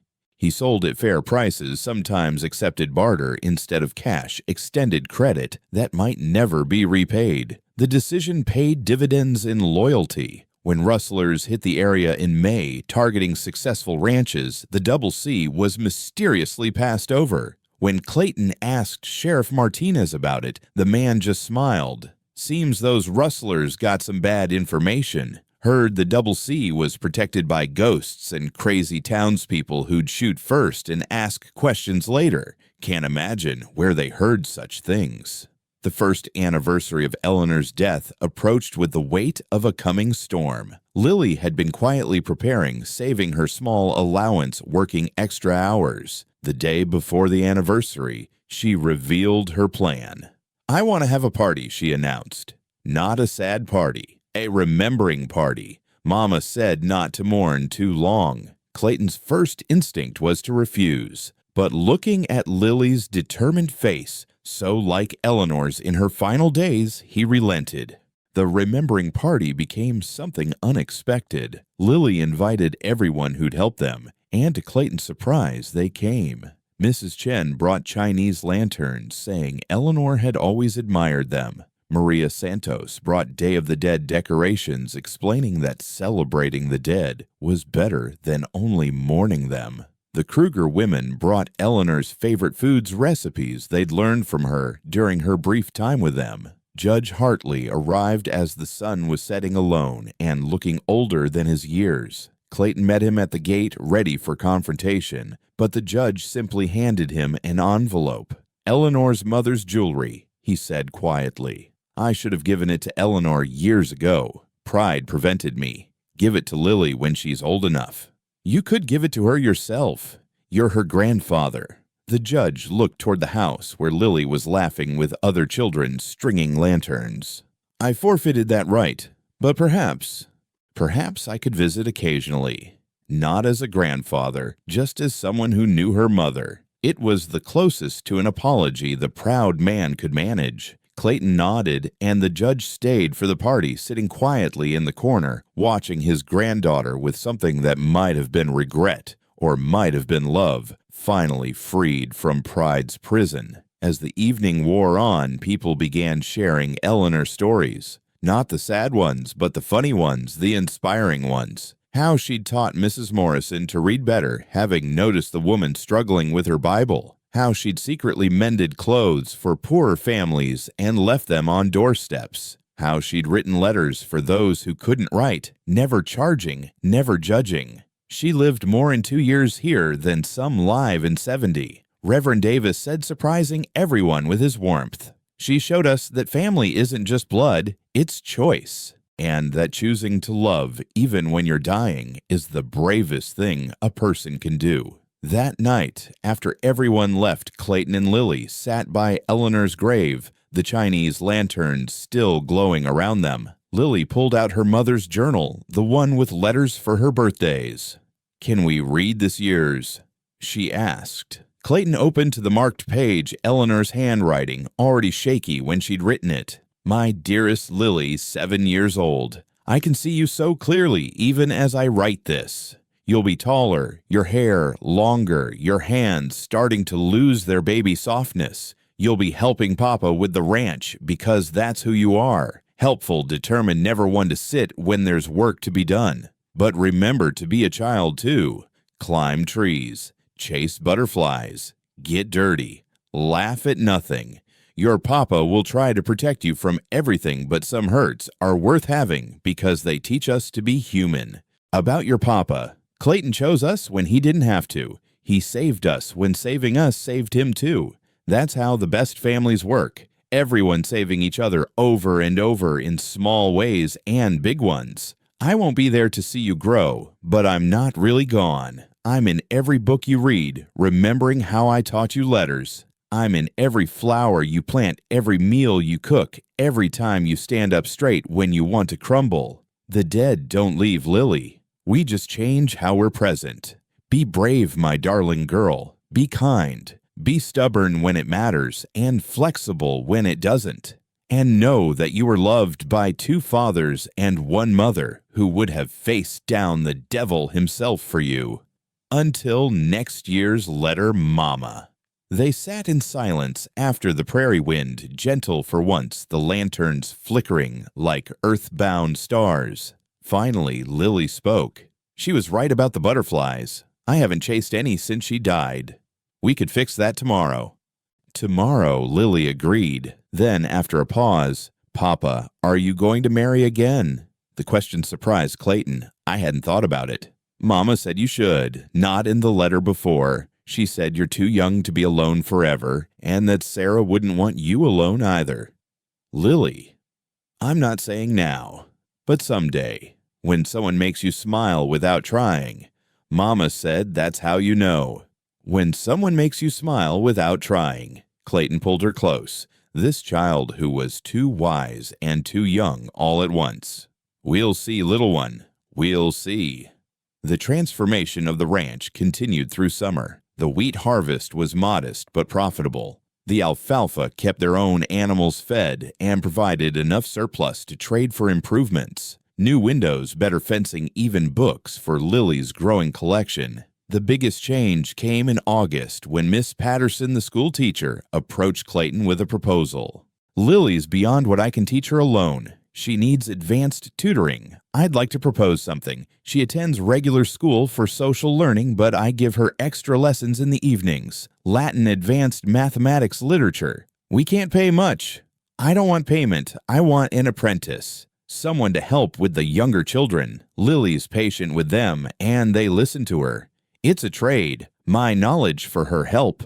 It was perfect, and Lily bloomed under the additional education. She came home chattering about Roman history and algebraic equations, her mind hungry for everything Miss Patterson could teach. Fall brought unexpected visitors, a wagon train of settlers heading further west, lost and low on supplies. Their guide had died of snakebite, leaving them stranded and frightened. Clayton could have sent them on their way with basic directions, but Eleanor's voice seemed to whisper about kindness and community. They stayed 3 days recuperating, resupplying. Clayton and the other ranchers helped them organize drew maps, even provided a new guide, Tommy Morrison's older brother who knew the territory. In gratitude, the settlers helped with the fall harvest, their many hands making light work. One of the families had a daughter Lily's age, Rebecca, and the two became instant friends. When the wagon train left, Rebecca gave Lily a doll she'd had since birth, and Lily gave her Eleanor's handkerchief, the one with the blue flowers. So, you remember us, Lily said solemnly. Forever, Rebecca promised, and they meant it with the fierce certainty of children. As the first anniversary of the tornado approached the town, organized something unprecedented. A founding festival officially celebrating Perdition's establishment, but really celebrating survival community, the bonds forged in crisis. Clayton was asked to speak to his horror, but Lily insisted, and he found himself standing before the gathered town looking at faces that had gone from suspicious to accepting to genuinely caring. I'm not good with speeches, he began, but Eleanor was. She'd have said something about how communities aren't built by perfect people, but by imperfect people choosing to be better together than alone. She'd have said that perdition might mean damnation in the Bible, but here it means people too stubborn to give up. A year ago, we were strangers living parallel lives. Now we're family, all of us, connected by shared loss and shared hope. Eleanor saw it before any of us, that we needed each other, that needing isn't weakness, it's wisdom. So here's to perdition to all of us damn souls making something holy out of dust and determination. And here's to those who didn't make it this far, but showed us the way. The applause was warm and genuine. Judge Hartley, standing at the back, raised his glass in silent toast. Mrs. Thornton wiped her eyes and blamed the dust. And Lily, standing beside Clayton, slipped her hand into his and squeezed. That night, the first rain in over a year began to fall. Not a storm, not a torrent, just steady, healing rain that smelled of promise and renewal. Clayton and Lily stood on the porch, letting it wash over them both, thinking of Eleanor and how she would have loved this. The rain, the community, the proof that broken things could grow again. "We did it, Papa," Lily said. "We survived the worst year." "We did," Clayton agreed. "Now comes the harder part." "What's harder than surviving?" "Living. Really living, not just getting by. Your mama made me promise." Lily nodded, understanding. "Then we better get started." The rain continued through the night, filling the spring, nourishing the planted fields, washing the dust from everything. In the morning, the world would be clean and ready for whatever came next.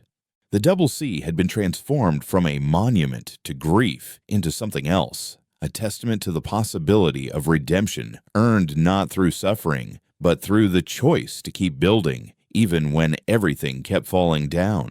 5 years had passed since Eleanor's death, and the Double C Ranch bore little resemblance to the broken place where a desperate child had once begged for help. The fields were green with rotating crops, the pastures held healthy cattle and horses, and the house, once silent as a tomb, now rang with the voices of children from across the county who came for Lily's tutoring sessions. At 12, Lily had become something unexpected, not just Clayton's daughter, but the community's unofficial teacher for younger children. Miss Patterson's extra lessons had paid off remarkably. Lily could read Latin as easily as English solve mathematical problems that stumped most adults, and most importantly, she could explain things in ways that made other children understand. "She has Eleanor's gift," Maria Santos often said. "The gift of making people better than they thought they could be."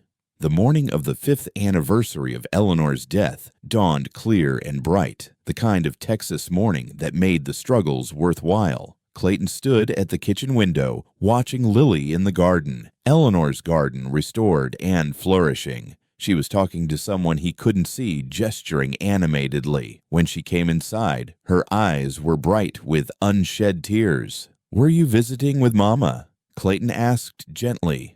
"All of them," Lily replied. "Mama Sarah Mary and Papa James. I know you think I'm imagining it, but they're there, watching, proud."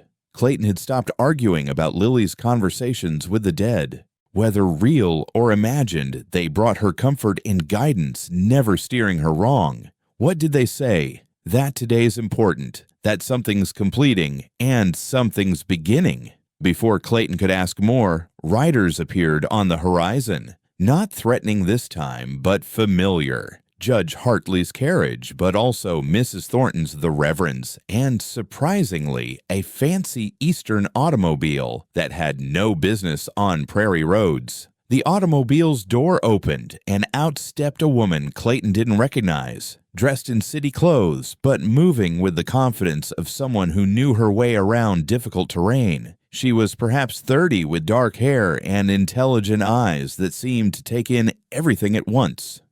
"Mr. Mitchell," she asked, approaching with an extended hand. "I'm Catherine Wells from the Boston Literary Society. We've been corresponding with your daughter." Clayton looked at Lily, confused. Corresponding? Lily had the grace to look slightly guilty. "I've been sending them my writings. Stories about Mama, about the ranch, about all of us. Miss Patterson helped me post them." Catherine Wells smiled.